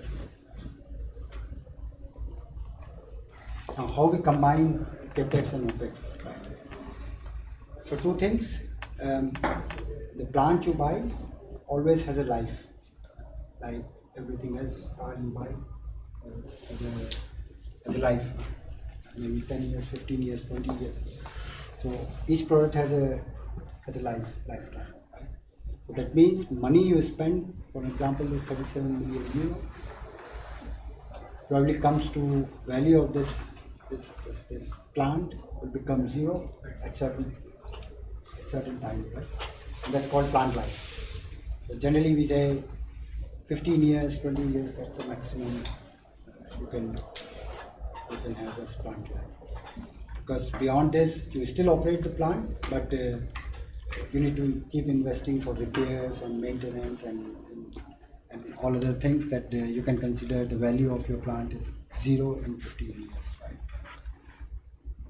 So how do we convert, as we already said, we cannot add capex and opex to come up to the total product cost, right? So how do we convert our million euros? Because capex is absolute number, million euros, and our opex is euros per ton or euros per hour. It's never euro, it's either specific to your product or specific to time, which both can relate via production rate. Right? So as we said, there are two things. One is depreciation.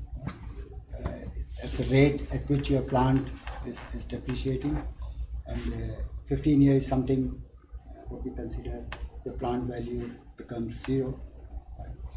So that means your yearly capex cost will be somewhere around 2.5 million euros per year, right?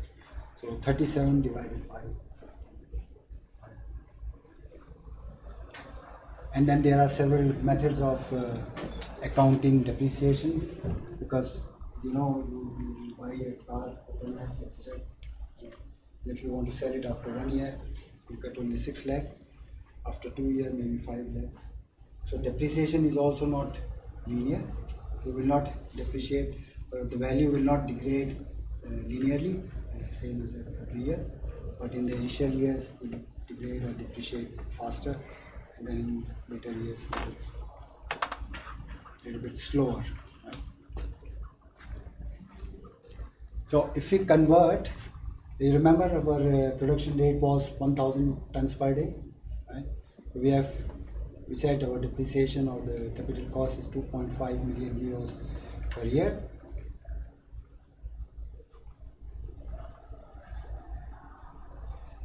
Which is coming from 37 divided by 15, right? So 2.5 10 to the power 6 per million divided 365 for tons per day. That gives us 6.8 euros per ton. So now we converted our capex from euros to euros per ton, right? So that's about the cost of your plant. But who will give you 37 million euro for free? Apart from your parents. So that means you have to pay some interest rate.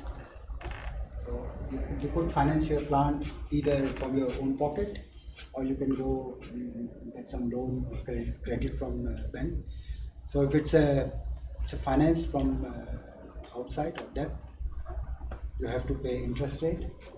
And if it's equity or internal finance, you still have to pay something. The only thing is the name is different, it's return on investment.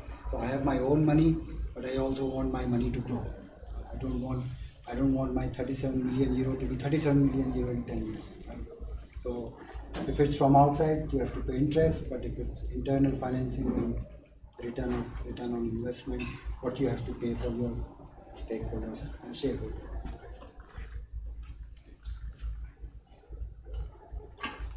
So let's assume 10% interest rate, not so bad. What we have in India is especially 10-11% for green projects. For some special projects may be lower, but generally 10-11% is what you have to pay. So similarly, we go 37 million euro times 10%, 10 to the power 6, same calculation. So 6.8 I have to pay for my plant. 10.2 I have to pay for every ton of methanol for our cost of capital, either internal or external.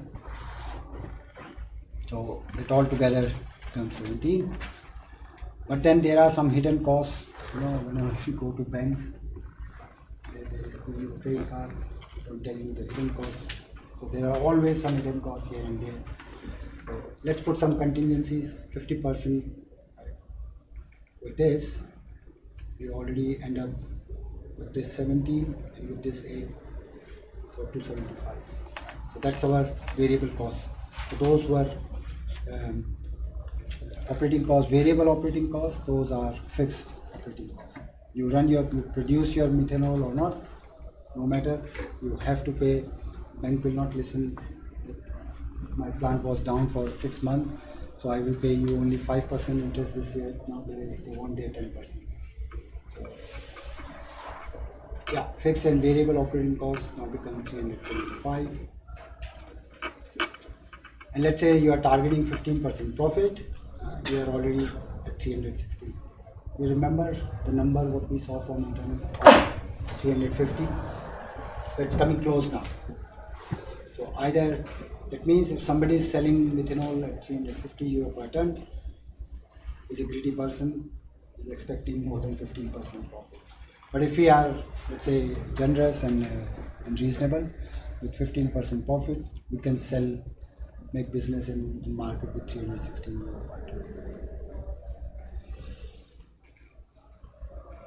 So how accuracy can affect your business case, or your profits? So you could see. So two scenarios. We keep the selling price same, 316. Right? That was the other variable cost for utilities. We assume 10%, right? And the accuracy was plus minus 20%. Suddenly this 25, after spending few months on calculations and doing all the engineering work, we realized it's not 25, it's 30, right? Our what was this 17? The plant cost, the capex, yeah. So we estimated the total capex 37.4 million, but in reality it's not 37.4, it's 74, double. So that's why the capex element is also double, right? And we also have to pay more on the contingency. So 8 was contingencies, right? Yeah, 50% of this. So once again 50% of this. So all these things we thought will be this, but in reality turned up to be this. That means if I want to sell at the same price, I will have much lower profit. So I'm making only 11 instead of 41. Earlier we targeted 15% profit, but our wrong estimation can result into finally getting only how much it is, 3%. So that's why it's very important to have to apply correct factors and do your estimation properly at early stage. You cannot do in the early stage a lot of calculations so that you have accurate estimation, but you need to balance uncertainty with some factors, with some contingency, with some plus minus accuracies. So what we saw so far, OPEX, CAPEX, how we combine them, cost estimation, how we do it at very early stage, accuracy versus risk. That's what we saw in these two lines. If we are not accurate, we end up having a risk of earning less profit. And in the last few minutes, I also explained how you do not have enough definition or detail in the early stages, so you cannot make a good estimation. But you understand your financial risk. You understand if I have plus minus 100% accuracy, I have this risk of having only 3%. So you quantify your risk, you understand your risk, and you properly manage by already adding some margins here. So to do a good estimation, it's very important to have a very good sound definition. What is to be included, what is not to be included. You use database. So as we said, for this reactor, either we can do, I said 2 ways, but there is another way.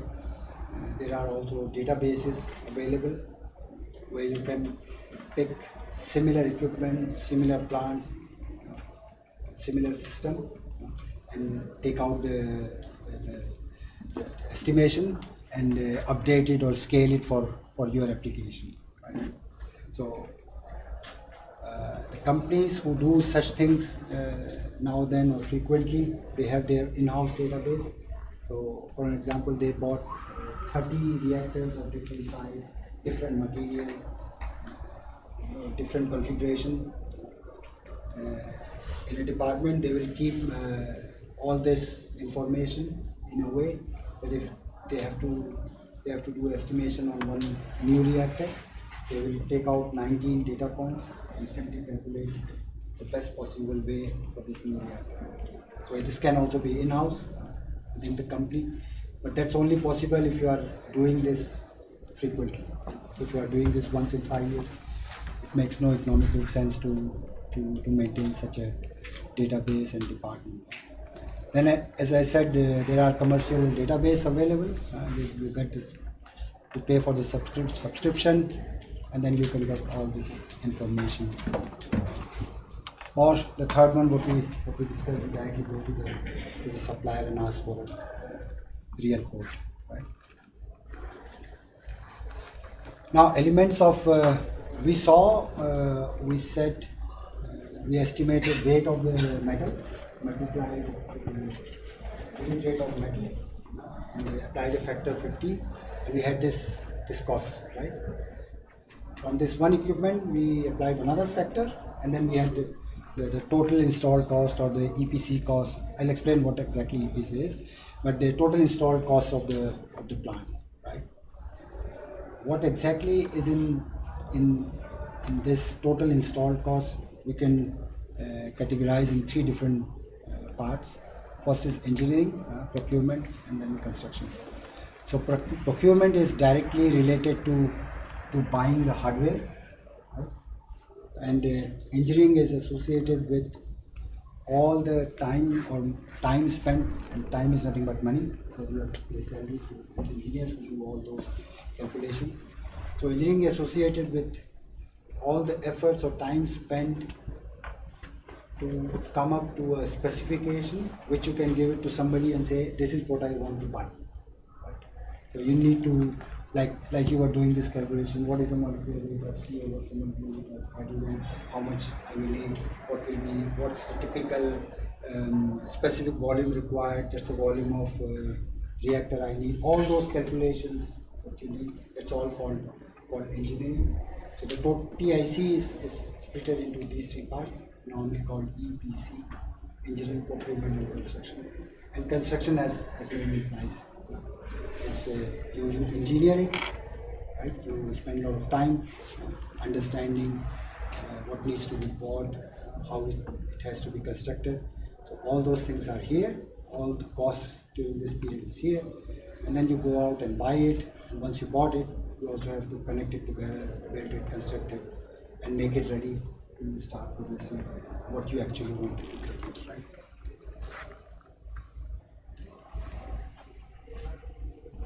So we saw in the starting this factored approach.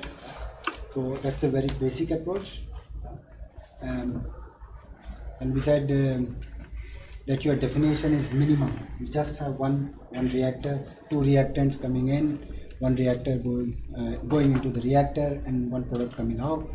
You do not know how you are going to pump this CO and hydrogen in this reactor. You do not know how many control valves you need. You don't know how many safety valves you need. You do not have any definition, any detailed out process flow diagram or any other documents. So with the minimum engineering definition, you apply this factor approach, which is nothing but factors based on your assumption and your experience, right? Major advantage of this is, as you already saw, we did it in 1 hour, right? So in reality, you do it in few hours, few days, maybe a week or so for a much better estimation, right? So very quick, and as I said, only few hours, few week maybe, time required, right?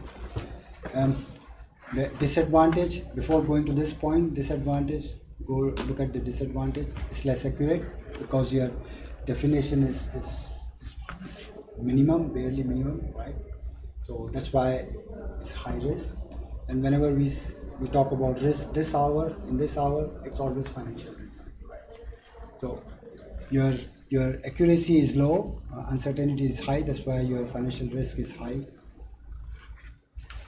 But if you do it intelligently with better appropriate factors, right, and adding contingency or some margins in your estimate, you can manage this risk also properly, right? So as I said, accuracy can be managed if proper contingency added.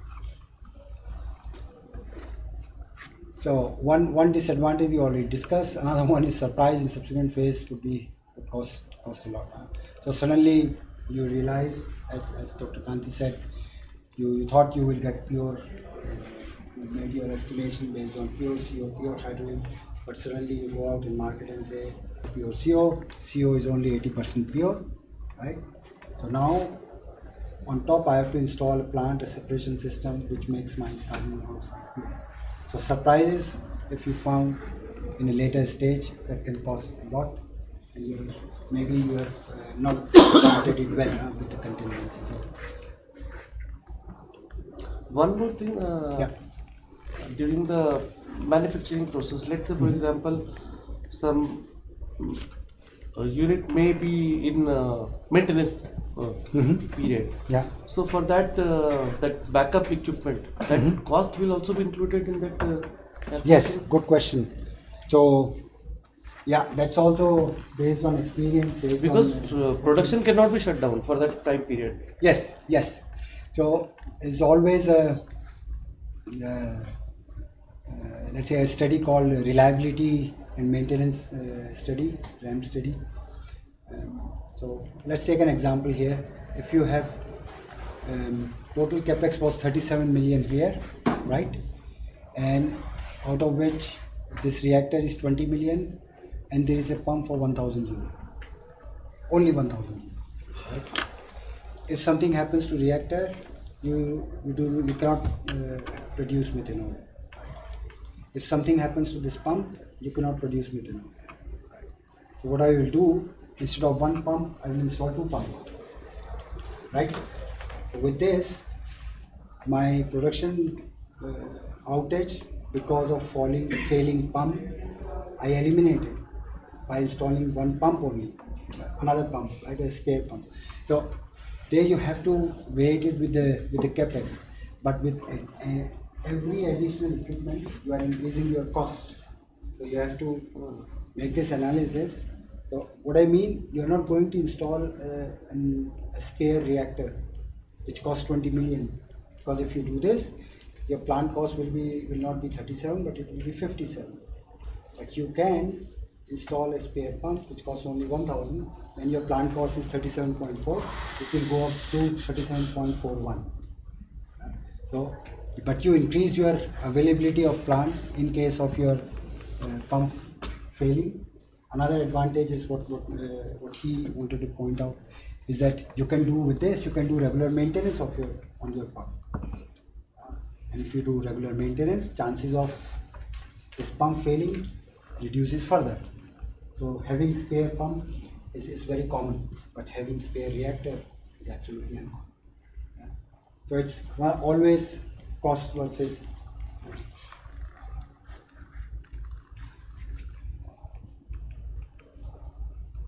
Yeah, that answers your question, your comment, no?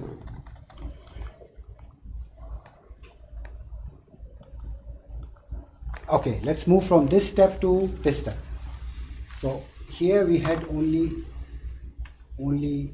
this reactor, two reactors coming in, product coming out, right? And then just before lunch, we discussed that we installed a cooling system, we installed some PICs, right? And it's an exothermic reaction, so we thought about, we became suddenly intelligent, a little bit more intelligent, and said the hot reactant can heat up the feed, right? So feed, effluent heat exchanger, so some heat integration we did. That means you are putting in more efforts to make it more clearer, detailing it out. So with this, you are increasing your engineering definition. You are defining more and more equipments. And now we will not calculate the cost of this reactor only, but we'll calculate the cost of this exchanger, this air cooler, this vessel, all based on same approach. What's the weight of this exchanger times this factor.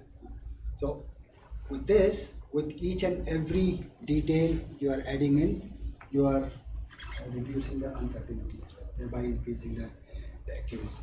Right? So the next level would be, let's say, the basic engineering, where you already have all the major equipments identified and put it on your piece of paper, which was earlier only one reactor, but now I know I need a heat exchanger, another air cooler, vessel. Right? So it's a little bit time consuming compared to the conceptual one, but it's still time saving compared to the detailed one. In detail, we'll see in the next slide. Once again, low engineering costs or low time spent or low efforts required compared to the detailed one, but still higher than the conceptual one. And I'll not repeat this accuracy and financial risk once again. So as you detail out, in essence, as you detail out your engineering, you are increasing the accuracy and reducing your financial risk.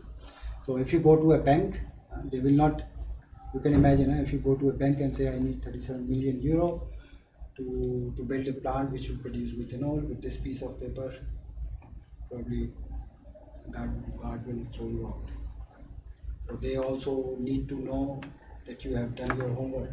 So their trust in your business case or business plan also depends on how much detail you have thought about already.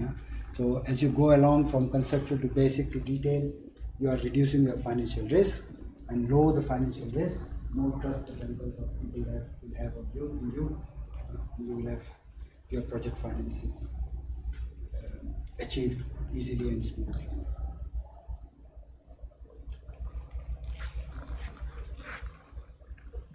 So that was the second one. And then we have the third one. Here you could see we started only with one reactor, two reactants, one product. But suddenly now we realize these are the two reactants. We need flow control valves to maintain the production schedule. We need safety system, pressure safety valve. We need this heat exchanger for heat integration. We need utility cooling.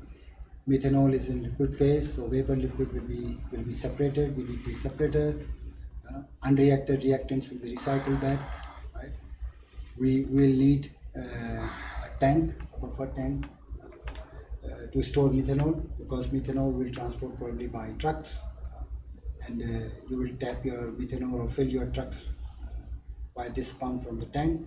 So basically this is the detailed process flow diagram, process instrumentation diagram, everything. Right? Sir, one more question. Yeah. What about scheduling? Means, let's say for example, we produce volatile material, ethanol, methanol, something like that, which is not corrosive, and how long it can be stored in a particular tank before means supplied to the customer. Yeah. So there is a scheduling kind of things. Yes, of course.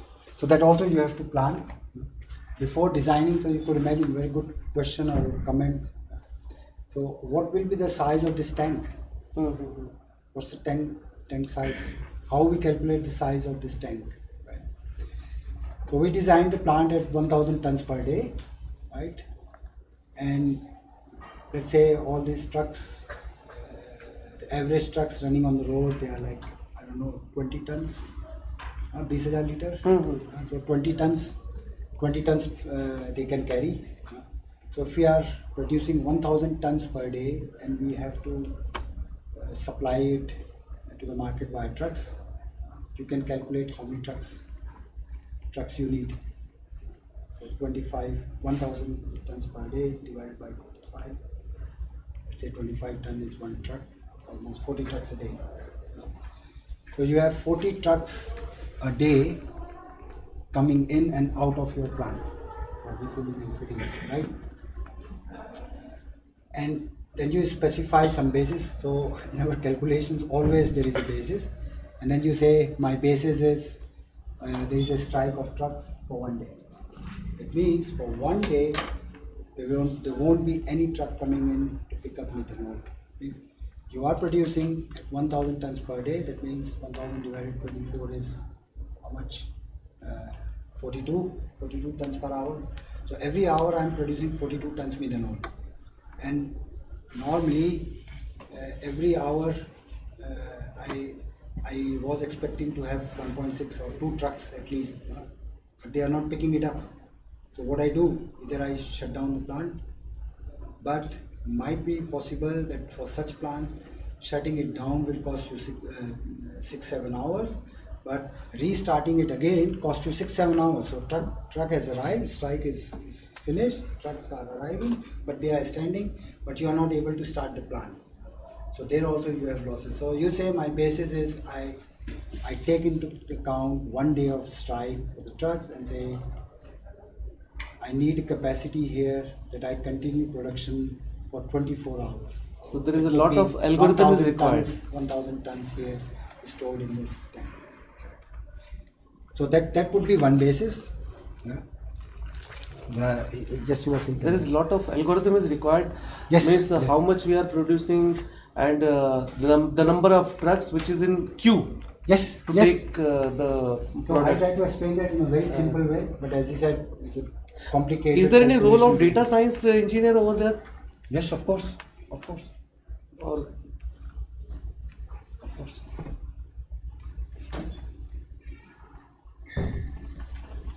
Okay, so once we move from only this on our piece of paper to this much detail, so you could already see hundreds of elements added, all the pipes, all the walls, the pressure sensor, temperature sensor, all the instrumentation, all the equipment, everything is added. So at this level, you already define major piping. You come up to this level that you know it's 1000 tons or 42 tons per hour methanol is flowing in this pipe. I know velocity of methanol, I set it at 2 meters per second. With this I can calculate diameter of pipe. Going from here to here is somewhere around 50 meters. So I can already calculate once again the diameter of pipe times thickness, and the total area times thickness gives me weight of pipe, material, cost factor again. So again you add in all the required elements. At this level you already define major piping, all the instrumentation, safety system, all operation scenarios. Like you mentioned, there could be a scenario where you do not have off-takers, which are trucks, so everything going into the tanks. So probably there are some piping bypassing, you need additional piping. So all those scenarios you have to think about and install the equipment. Advantage, once again, very high accuracy because you have defined almost everything. There's a very small or slight chance that you forget anything. So accuracy is very high. The more you define, the more you identify risks. Right? So all the processes at this level are already defined, identified. Right? It's actually not a disadvantage, but yes, compared to the other concept and basic, it costs a lot of time. You could imagine. To me, to draw this costed 3 hours. So the first one, conceptual, I draw that, do that in 10 minutes. So it's process one reactor. But to do this in Visio, it was 3 hours. So in terms of estimation, a lot of time is required for all these estimations. Right? So basically, hardly ever you do this level yourself as a plant operator or as a client. You always have to outsource, because for this effort, generally speaking, you need 6-7 months for a real methanol plant. 6-7 months, 70 people working full time, 40 hours. So you could imagine what kind of effort you need to perform this level of estimation, right? So hardly you ever do it yourself. You always outsource it. It's very tight schedule work. It's very difficult to manage. The more people, more difficulty in managing. So that's what we talked about now in last 10-15 minutes. Conceptual, basic, detail. in terms of times, so a conceptual one can take few hours to few months. The basic one can cost you 4 to 16 months, some 5 to 10 people working on it. But detailed one can cost you, sorry about this, 16 to 20 months. And as I said, maybe 70 people working at one point peak time. So we move from a factor-based approach slowly to finally coming to real offers from the actual supply. So at this point, we start from here, our factored approach. At this point, we supply the EPC cost based on real offers with guarantee from vendors or suppliers that he gives me offer that I will supply this reactor for 37 million euro, and this offer is valid for next 6 months or something like this. So that means we remove all the uncertainties, because we are now sure somebody has signed and guaranteed that I will supply this reactor for 37 million euro. So now this cannot be 37 to 37.1 actually if you order it within 6 months. So the sole purpose going from here to here is to remove all the uncertainties step by step, so that you have very high accuracy on your final estimation.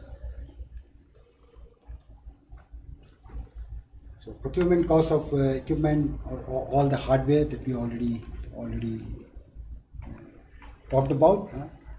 Maybe quickly touching upon what exactly is included. So major equipment, reactor, heat exchanger, all those things. Bulk, we call normally all the piping. Piping means piping support and all other piping elements, right?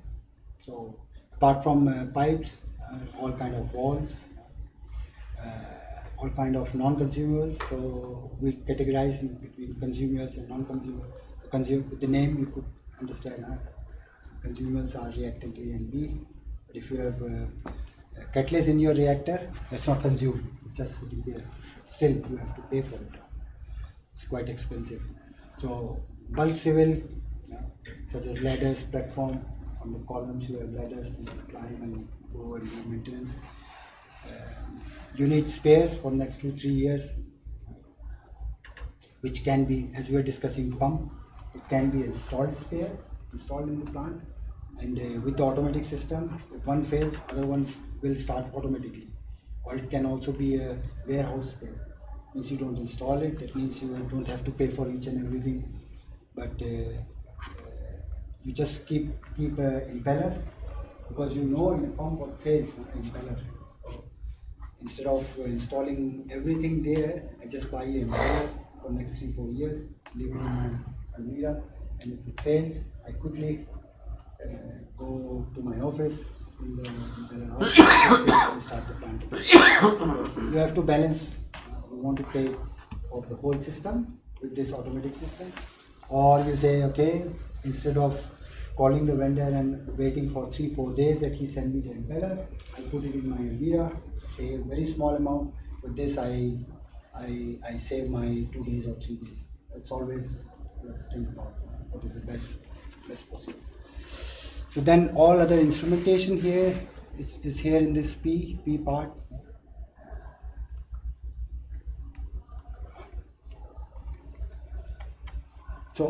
So far we saw a bottom-up approach.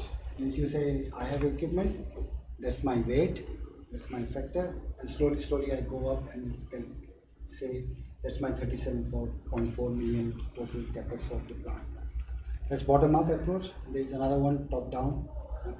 You say, I apply factors now. So for an example, if my equipment cost is 100%, or let's say 100. And you can say your piping and utility, that's somewhere around 30 to 34. That's typical for chemical plants, but it can be a little higher for power plant, because you have a lot of piping, a lot of water going here and there, steam system here and there. So bulk piping elements like orifice, bends, reducers, you have 6-inch pipe, and then you have to reduce it to 4-inch pipe. So reducer, all these are called piping elements. So that's also significant part, 5 to 10%. Instrumentation control, add another 20%. Other things, insulation, whatever, 5-10%. Right? So I say if I have 100 million for the buying the major equipment, I will have somewhere around 180 million total procurement cost, total cost of the plant. Only buying. Right? So you saw we went from here to here. What will allow us? So when we were here, we only had major equipments, and we could apply this method and end up here. As a next step, what we can do, we put in all the piping, all the instrumentation, everything, and actually calculate what this will be: 30, 33, 35, 40, 41.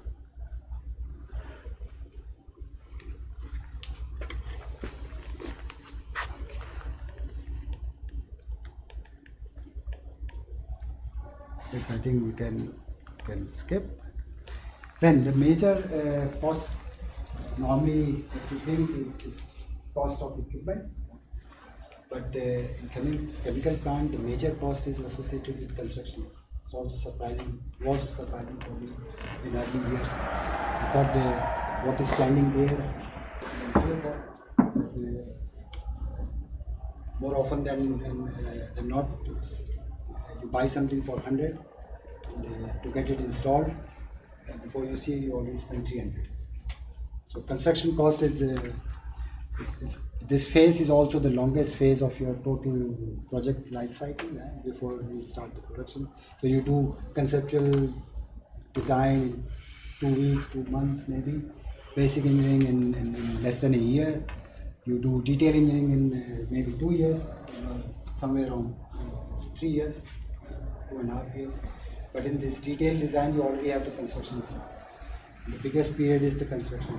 Sometimes it takes 2 years, 3 years to build your plant.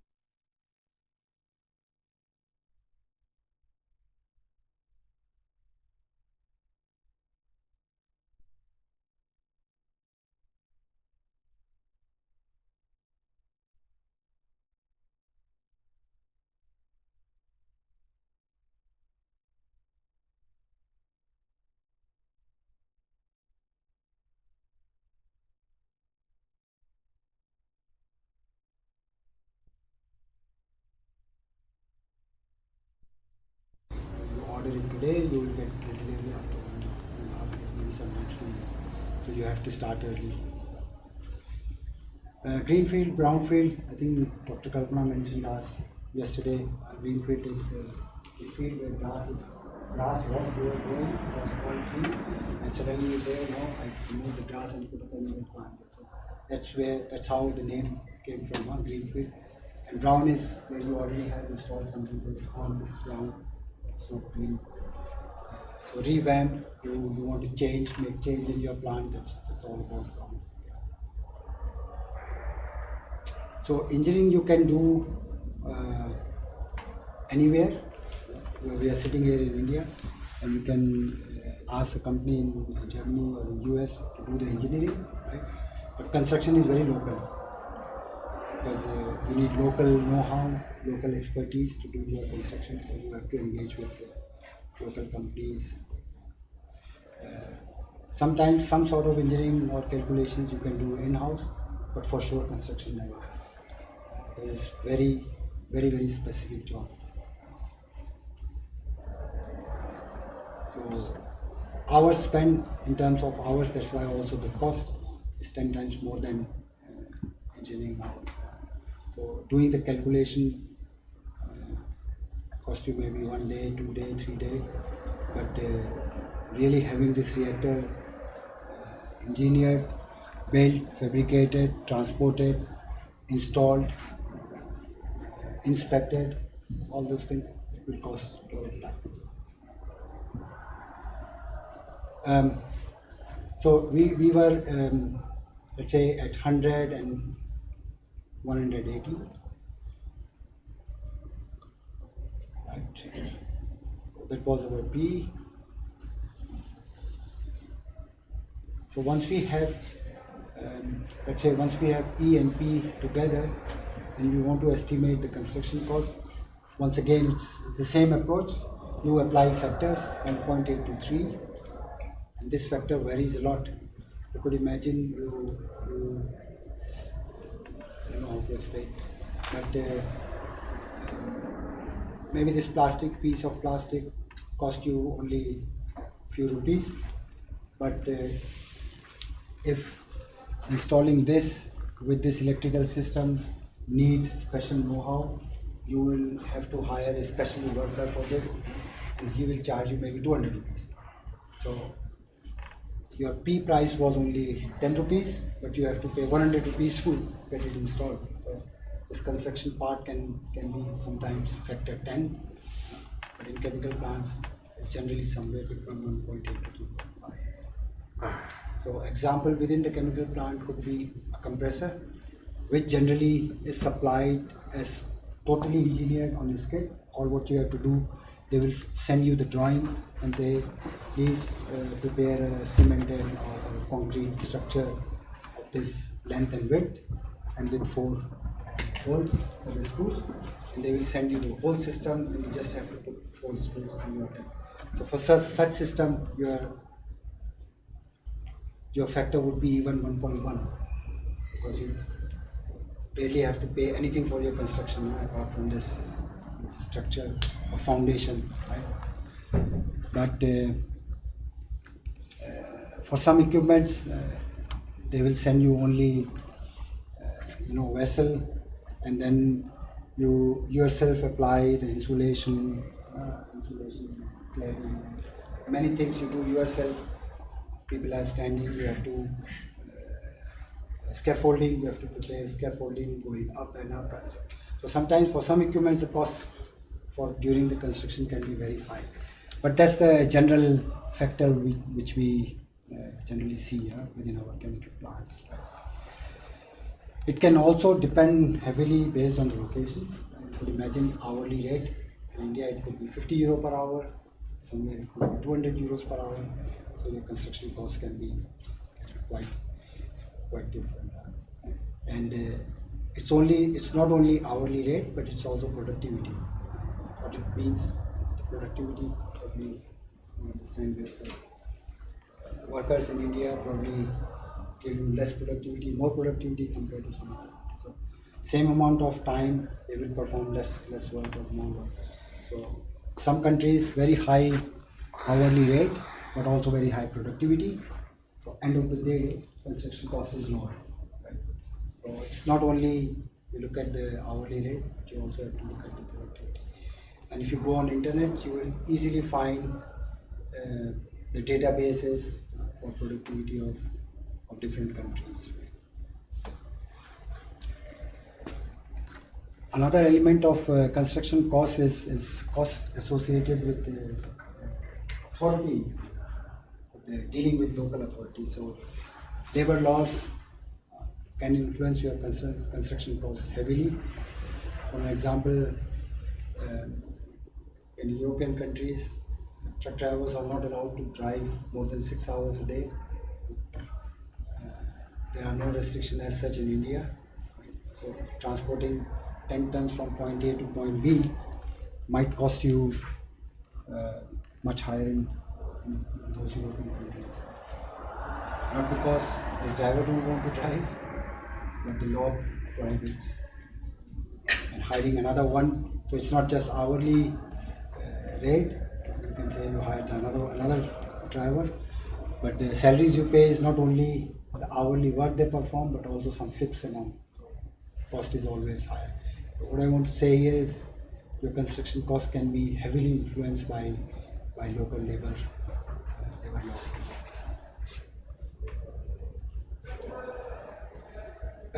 Economy of scale. So we want to design a plant with 1,000 tons per day. We know the specific volume, and where this specific volume is coming from, probably from some laboratory experiment. We know for 1 ton per day, we perform something, let's say in 1 ton per day, capacity, and now we want to scale or estimate what could be the cost for 1,000 ton cost per day. So for example, we have this data point now, 100 tons per day is 374 million euro. That's my material cost, that's my fixed cost. If I go from 1,000 to 500 tons per day, my fixed cost will remain same, right? Because fixed cost is something which is not linked to your capacity. Fixed cost is, you will have it in any case, like transportation, some other costs, right? And material cost will be, let's say, now I don't need 20 tons, I need only 10 tons, or other way around.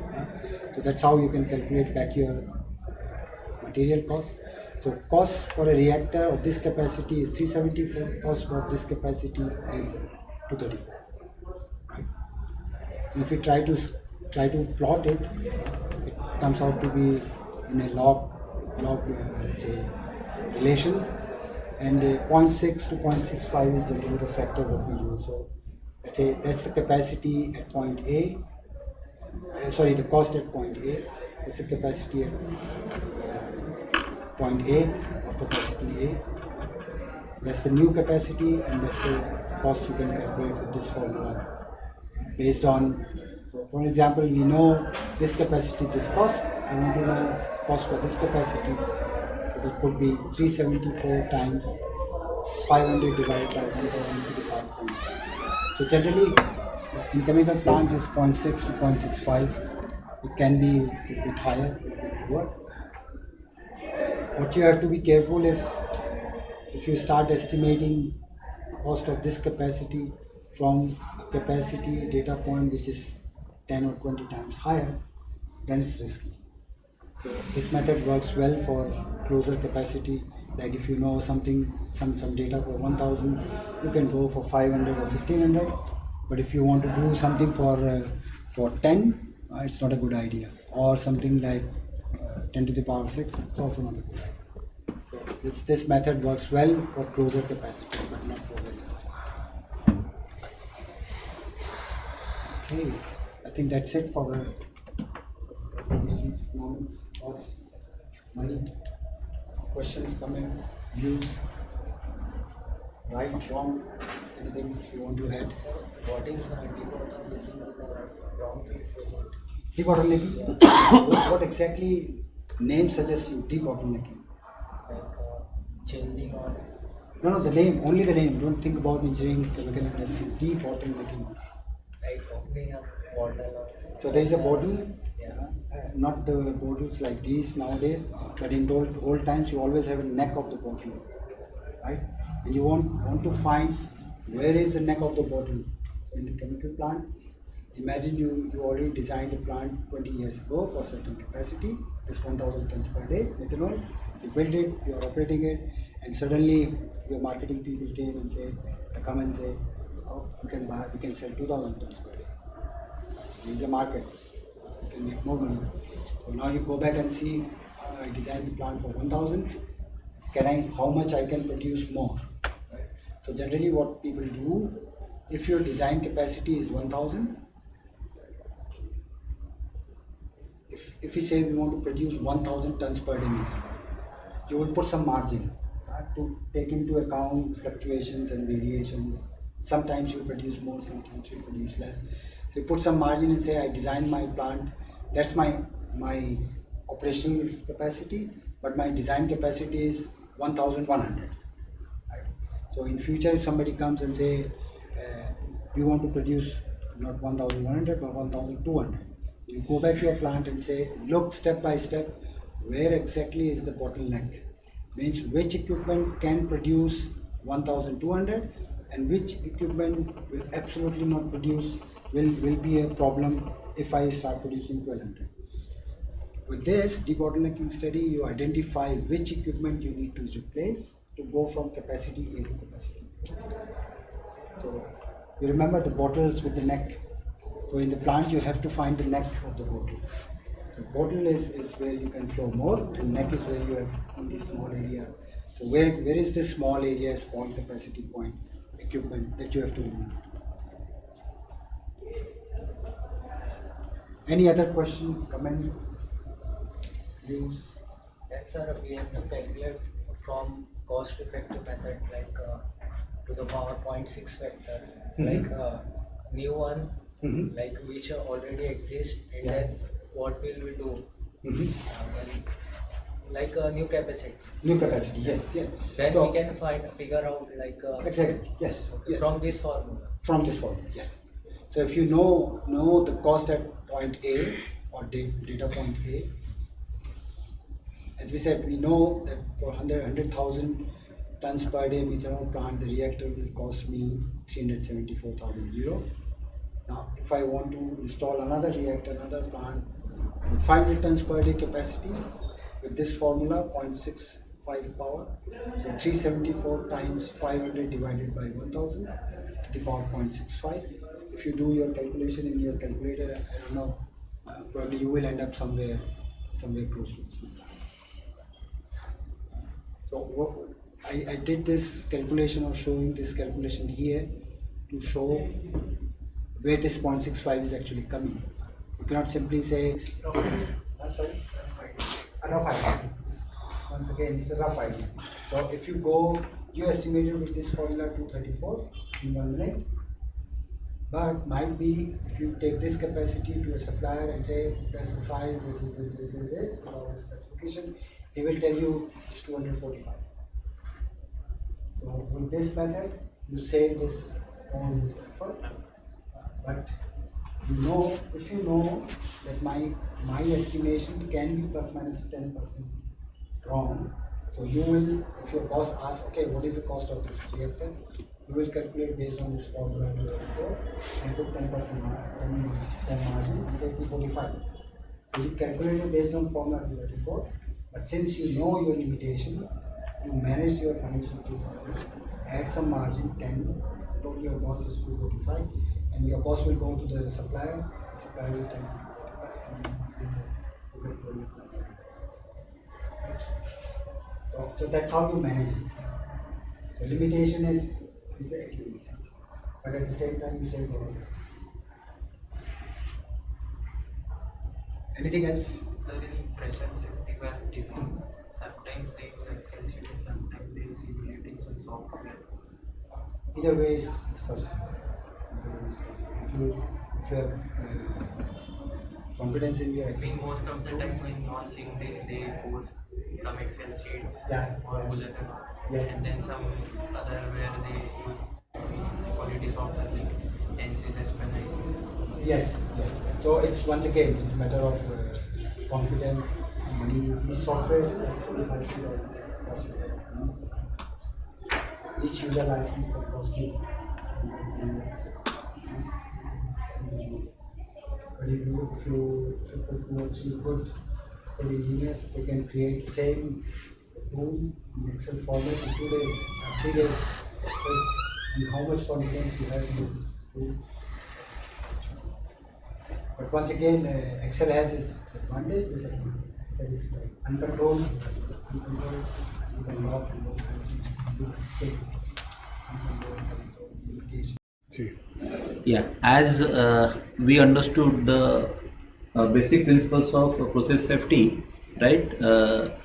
I will be showing you some kind of incidences that has occurred and touched to the heart of the man being, that if we do not pay the required attention to the process or process safety, okay, up to what extent the losses may be there, right? So it will give you that kind of glimpse, right? Yes. So in memories, if we go, right, we all know that 1984 Bhopal gas tragedy has opened up the eyes of all Indians, right? In earlier days, we were with the attitude that chalta hai, koi farak nahi padta, right? So that was already changed in the 1984 incidents. Okay, so what exactly it was? There was release of toxic gases, right? In fact, MIC, methyl isocyanate, right? about 40 tons of methyl cyanide escaped from Union Carbide plant. Right? So that was the reason of Bhopal gas tragedy.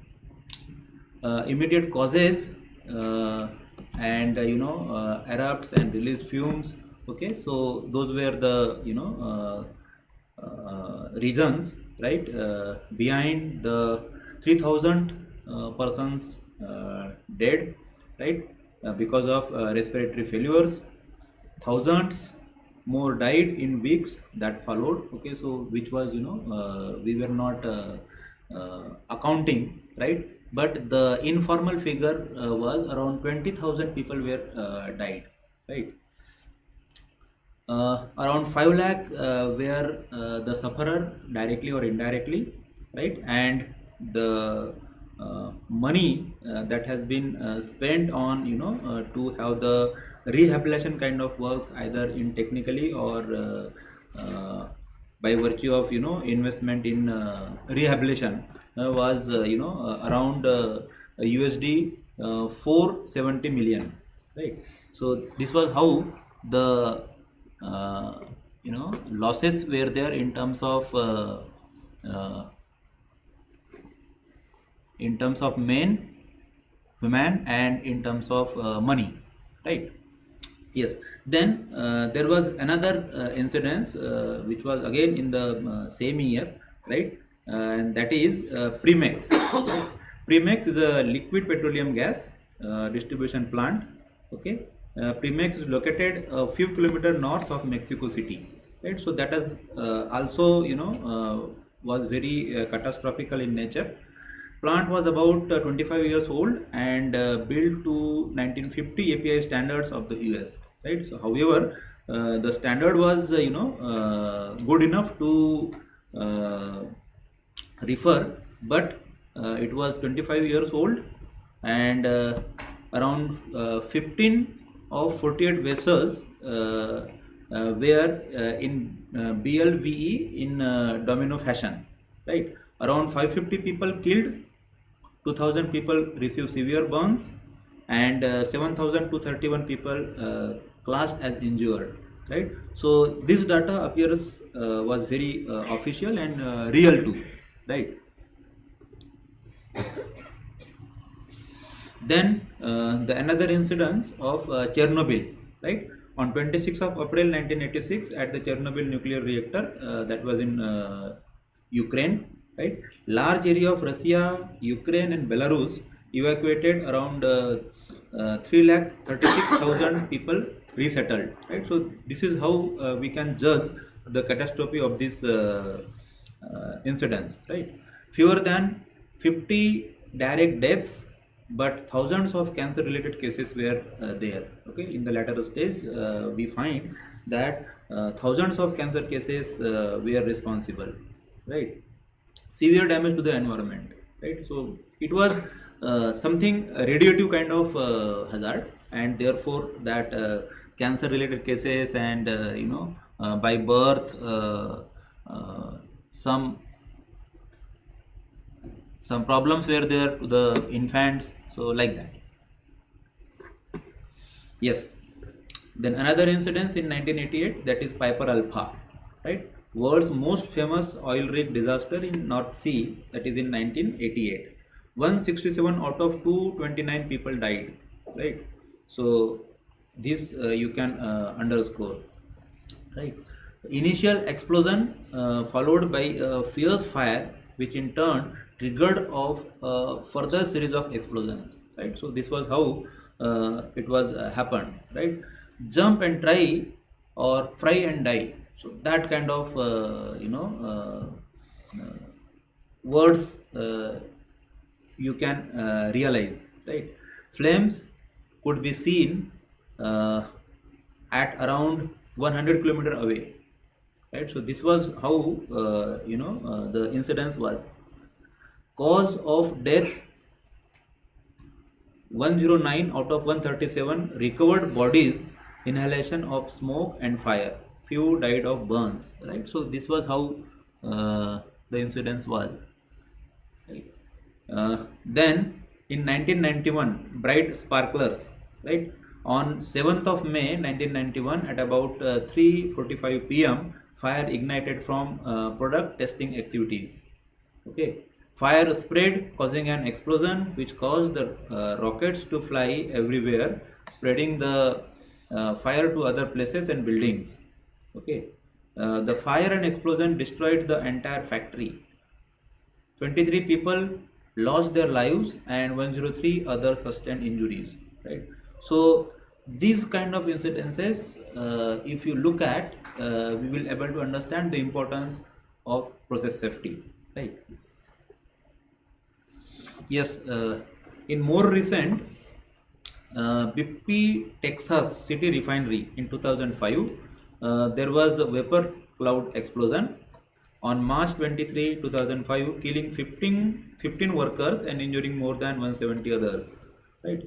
On October 30, 2009, the OSHA imposed about $87 million fine on the company for failing to correct safety hazard revealed in 2005 explosion.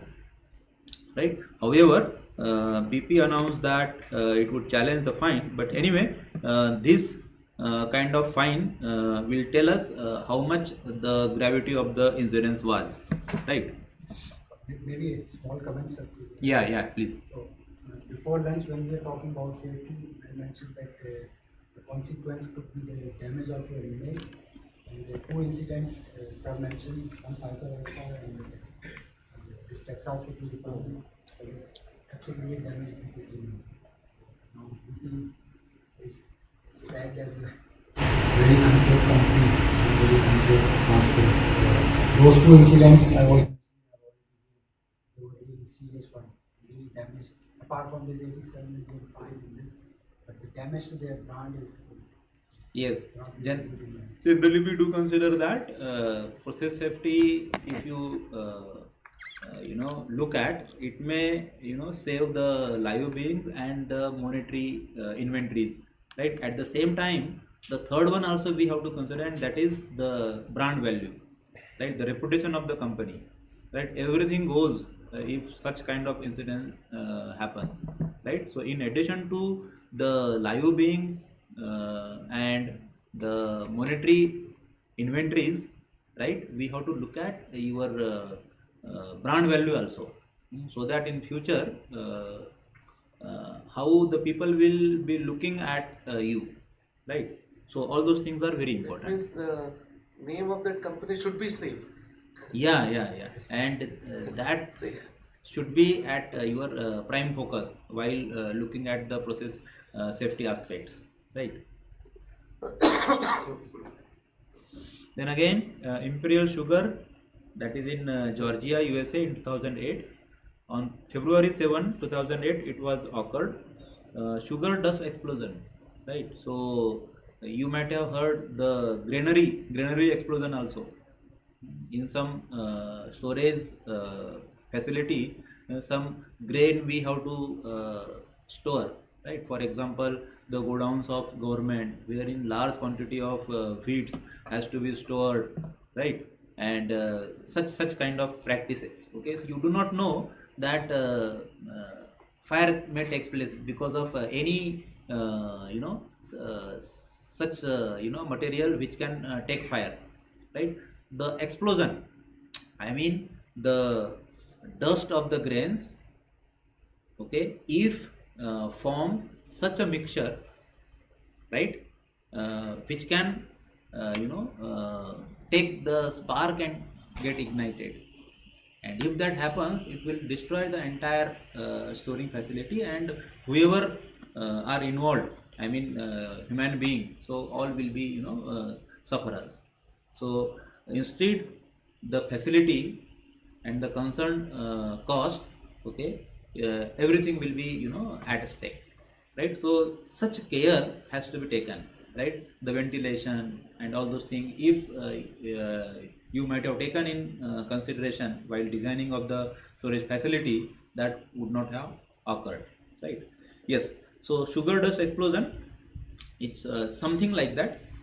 Around 14 deaths and injuring 38 others including 14 with serious and life-threatening burns.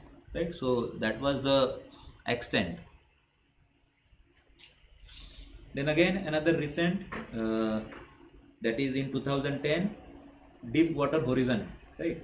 So deep water horizon was an ultra deep water dynamically positioned submersible offshore oil rigging rig owned by Transocean, built by Hyundai, leased to BP. So that was the description of the deep water horizon. On April 20, 2010, blowout turned fireball, killing around 11 persons, sank on April 20, oil gushing into the sea, causing massive pollution. Okay, so that was what the extent of damage to the environment as well as to the living beings and the facility.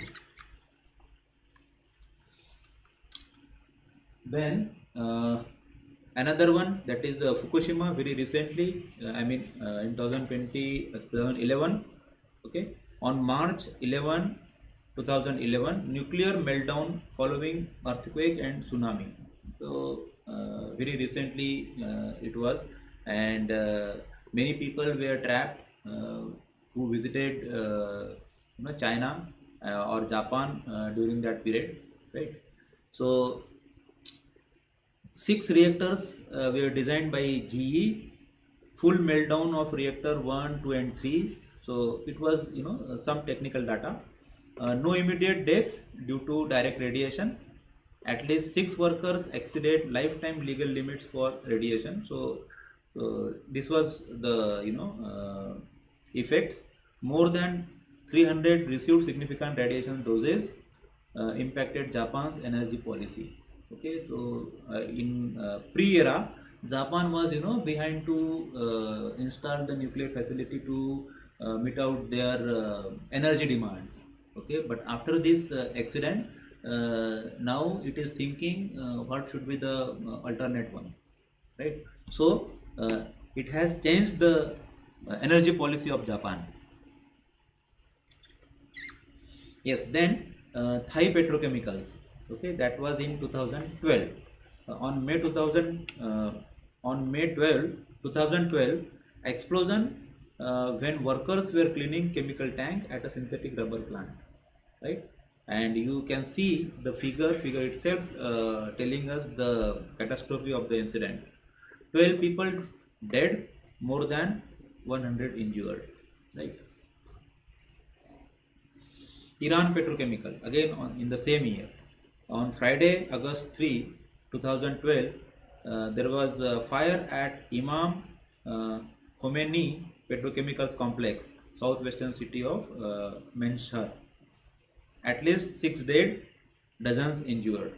Okay, and the reason was gas leaking. Yes, Petronas gas in the same year, 2012. Okay, explosion at Petronas plant in Paka. May 10, 2012, gas processing plant with the this specified area 2, 2 dead, 23 injured, right? So sometimes the number of people may be less, but the damage to the facility, damage to the environment, if it is more, then also the extent of catastrophe or hazard we have to judge in the desired way, right? Then suspected gas leak to storm water drain. Okay, so all those things was the effect. Then again another incident in 2012, that is Petronas Karigli. Fire at Tukau B drilling platform, 31 nautical miles from Miri. Okay, on June 12, 2012 at 9:20 a.m., 16 people were working, 5 injured. Various degree of burns was the reasons, right? And living quarters in Takua A.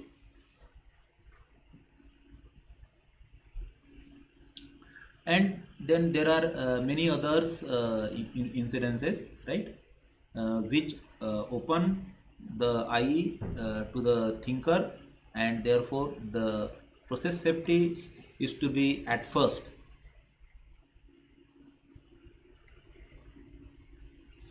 Yes. Then what the hazards are in process industry, that we will be discussing in short, right? So there are three major kind of hazards which may be take place in the industries, and those are fire, explosion, toxic release, right? So basically in these three types the fire hazards you can classify, right? Fire means there will be impacts on plant, people and environment also, right? May also followed by toxic release, okay, because the fire may lead to increase in temperature, and that increase in temperature may lead to the damage of the storage vessels wherein the toxic chemicals might have stored, and because of that there may be rupture of material of construction of that storing tanks, and therefore the release of toxic material may be there, right? So fire can lead to many aspects, okay. Explosion, same, likewise fire, right, but it will be having with more severity, right? It will be exploding and therefore because of impact also there will be the impact, right? Because of the impact of explosion also there will be the impact on facility and living being and all other things, right? And then the toxic release, okay. So independently toxic release is in absence of fire, in absence of explosion also toxic release may be there, right, because of certain failure of your process wall, the process pipings and like that, right? So these three are the reasons behind any hazards, you can say, right? Impacts of people and environment, for example Bhopal gas tragedy, right? As I told you that the release of methyl cyanide was the reason behind Bhopal gas tragedy. Yes, now if you talk about the fire, right, fire needs three things, okay. I mean anything, any material to burn, right, needs three things, okay. The first one is fuel, okay. Fuel means which has the ability to burn, right. Fuel means such material which is having ability to burn some calorific value, okay, if it is, right. And then it needs air, right. Without presence of air material cannot be burned, right. So fire can take place if there is presence of fuel, if there is presence of oxygen, and there is some ignition source, right. If any is absent out of these three, okay, fire cannot take place, right. If there is no ignition, okay, fire will not take place.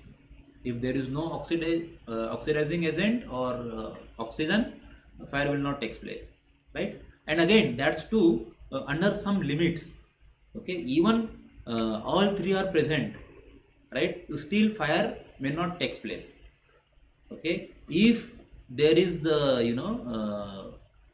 presence of fuel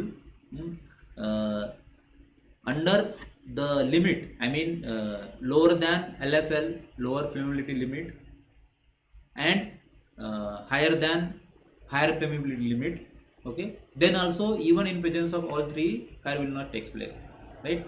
If the fuel will be present in between the concentration of LFL and UFL, then only fire may take place, okay. If it receives the oxygen and concentration means in the mixture of fuel and oxygen, right, whatever the composition or concentration of fuel is, right, that should be in that zone, then only after receiving the ignition it will fire, right.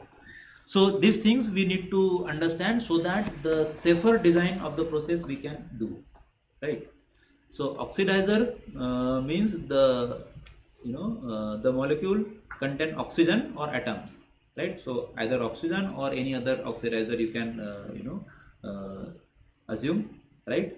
Then in gases, oxygen, nitrous oxide is also can play the role of oxidizer.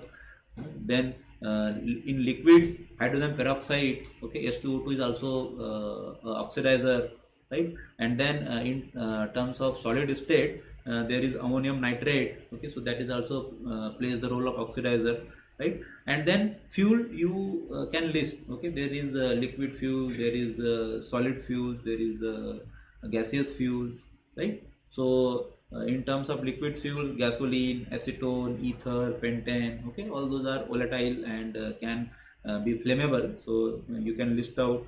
Then the solids, in solids some plastics also can get fire, wood, dust or wood dust, and then fibers, metal particles, okay, floors, as I told you, the greenery and all, right? In terms of gases, acetylene, propane, carbon monoxide, hydrogen, LPG, and that kind of you can list out, right? And ignition source means some spark, okay, it may because of short circuiting in the electric circuit, right? Some friction, okay, some friction may give you the ignition, and because of that, if already the composition of fuel and air is there in the LFL and UFL limit in between these two, okay, it will be taking fire, right? I mean happening the fire, okay. So spark, flames, static electricity, some heat, okay, so those are the sources of ignition. Yes, now there is some list, okay, showing you the distance of effect comparison, right? I mean at what distance it will be catastrophical in nature and all those things, right? So I will not go detail into this, but it gives the safer distance, okay, either to the human being or to the facility other than the targeted process, right?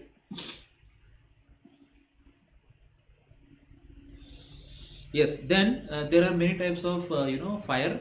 There may be pool fire, right?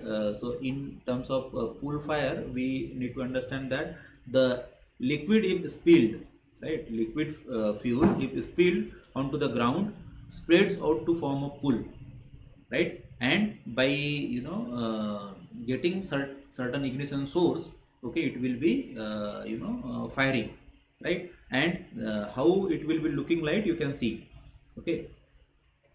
Volatile liquid, for example petrol or gasoline, evaporate to atmosphere and soon form flammable mixture with air, right? So, and that flammable mixture, if receives ignition source, it will be firing like this, okay. Upon ignition, a fire will burn over the pool, okay. The heat vaporizes more fuel, okay, because of then fire there will be heat, generation of heat, okay, and that heat will be responsible to get vaporize another liquid fuel, okay, which is spreaded, okay, and therefore again and again the extent of fire used to take place because of the more vaporization of the liquid fuel coming into vapor state and then getting burned, right? So to douse such a kind of fire is very challenging and difficult, okay, because of this reason, right? Danger to people is by direct thermal radiation and burn, okay. So thermal radiation also there, and the burning, it's that kind of sensation. So you see the facility used to be created around that prospective or possible sites in such a way that automatically there will be fire extinguisher working, right? By sensing the heat, by sensing the temperature, right? Automatically they will be, opening their valves and will be fighting like this. You see the second figure, right? So without manpower or the decision of manpower, automatical systems are already in place now. Then the jet fire, okay, something because of rupture or because of sudden release in one particular direction, right? And the material gets then the ignition source and fire, okay. So in that direction the fire will be, okay. So that kind of fire is known as jet fire. You see here in one particular direction only it is spreading, right? So we have to make our strategies accordingly. If jet fire happens, what should be our remedies? If pool fire happens, what should be our remedies, and so on, right? High pressure release of gas from a vessel or pipeline ignites almost immediately. This gives rises to a giant burner of flame, lengths tens of meters, okay. So in one particular direction the length we have to handle with, right? Danger from thermal radiation and also impingement on adjacent pressurized vessel such as LPG vessel, heating the content, followed by pressure building up, okay, causing boiling liquid expanding vapor explosion, that is BLEV, right? Sometimes called torch fire, because torch also gives you the light in one particular direction, right? So something like torch fire will be there. Yes. Then flash fire, okay, fire due to vapor cloud below explosive limit, okay. So suddenly it will be giving us the fire because of certain limited exposure of vapor cloud, right, resulting from spillage of relatively volatile, that is propane, butane, okay, LPG material due to rapid evaporation, okay. People at risk from thermal radiation effects, so this may be the impact, usually unexpected event and short duration, okay. As the name itself suggests, flash fire means it will have some formation of cloud and will get burned, okay, and after sudden time duration it will be okay enough, okay. But that also gives you the impact, okay. If some human beings are there, so they will face the problem. Some other facility if gets damaged because of that flash fire, okay, the associated hazards will be there.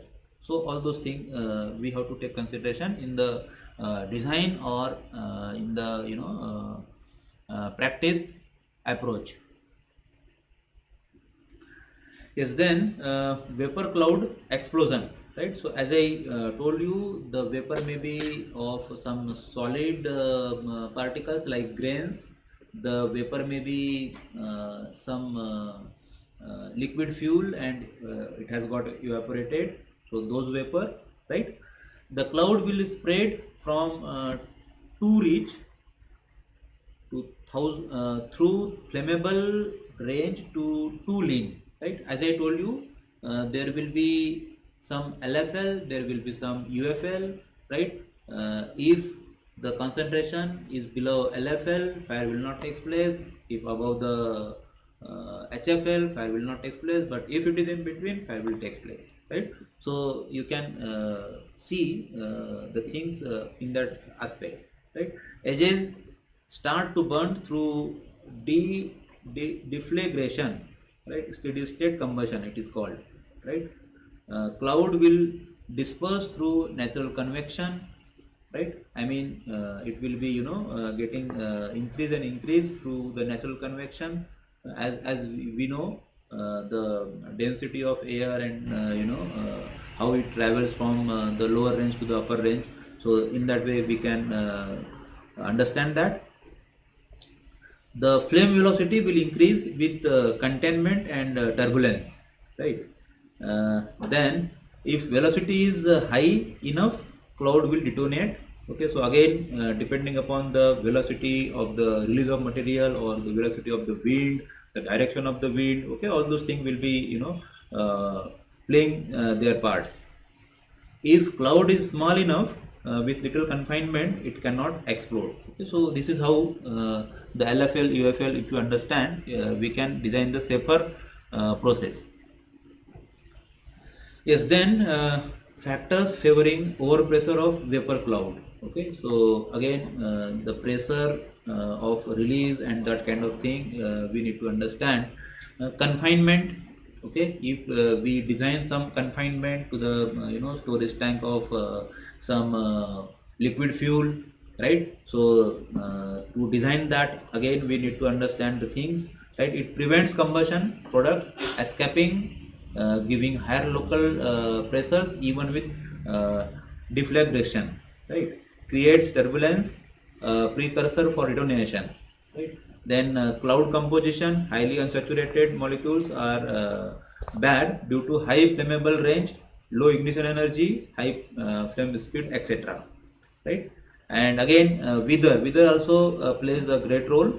Right? Stable atmosphere leads to large clouds. Low wind speed encourages large clouds. So the natural, weather also can play the role to decide the extent or catastrophic nature. Yes. Then vapor cloud size impacts on probability of finding ignition source, likelihood of generating any overpressure, and magnitude of overpressure. Right. There is another factor, that is source. So flashing liquids seems to give high overpressure. Then vapor system needs very large failure to cause UVC, slow leaks. I mean, in terms of distance, you have to judge UVC. Slow leaks give time for cloud to disperse naturally without finding an ignition source. High pressure gives mixing required for large combustion, and equipment failures where leak is not vertically upward increases likelihood of large clouds, right? So certain parameters, certain factors we have to understand, and that will be helping us to design the safer process, right? So again, this is the another incidence or case study, you can say. So I will not again kind of repetition will do. You see the dust explosion, how it can causes, right? So combustible dust, okay, there is an ignition source, the dust is confined, okay, some storage facility, if not properly ventilated, then those will be confined and forming flammable mixture, right? There is an oxidant if present, dust is suspended in the air at a proper concentration, and the fire will take place, right? Not only fire, it can explode also.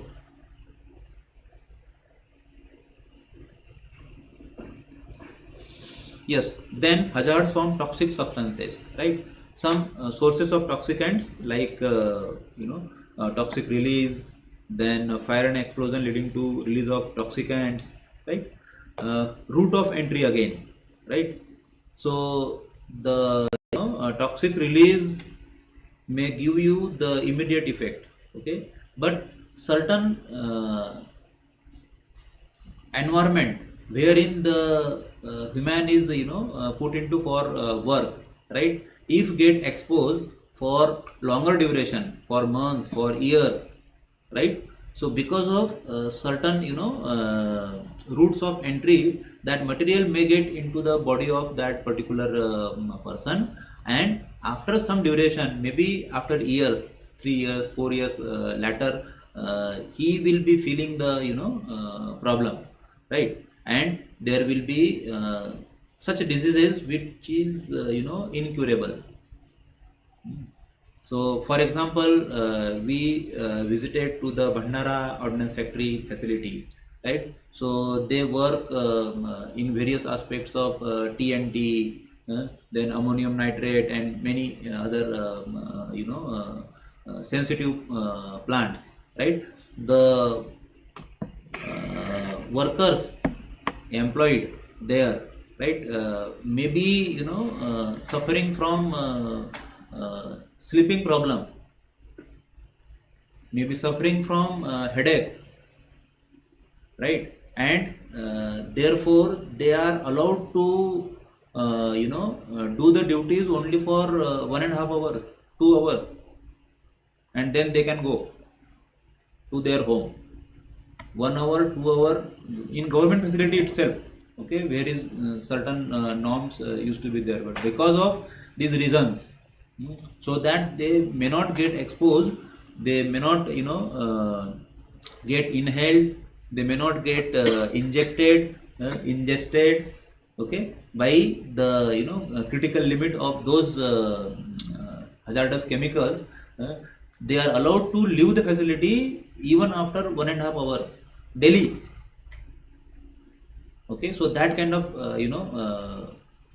consideration we have to take in account, right? So you see here there may be various routes through which toxic chemicals can enter in our body and show their characters, right? So injection, okay, through cuts or through hypodermic needles into the skin usually cause highest blood level concentration, right? So through these things also that toxic material get into our body. Then inhalation through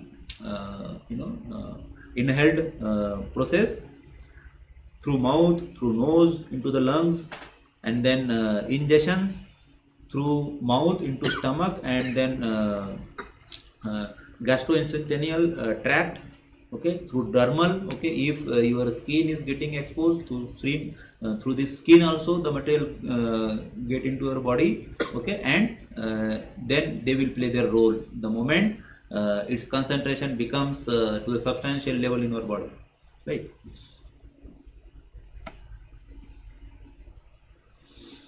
Yes, so if you try to define the toxicants, okay, so especially they are agents, okay, agents in terms of chemicals, okay, the chemicals may be organic solvent, pesticides, okay, lead, etc. Okay, in terms of physical, if you look at, so those may be dust, fibers, noise, radiation, okay, so those behavior has, okay, asbestos, etc. And then some carcinogenic materials are also there, right? And because of their inhalation and all, right, one may suffer the health, right? Toxicity is a property of toxicant that describe its effect on biological organism, right? Maybe very toxic, then toxic, harmful, okay, so those are the extent. Then toxic effects may be reversible, may be irreversible, right? If it is reversible, then it's okay. If irreversible, then it will be permanently damaging your life and health, right? It may be acute, it may be chronic, right? Local, systematic, okay.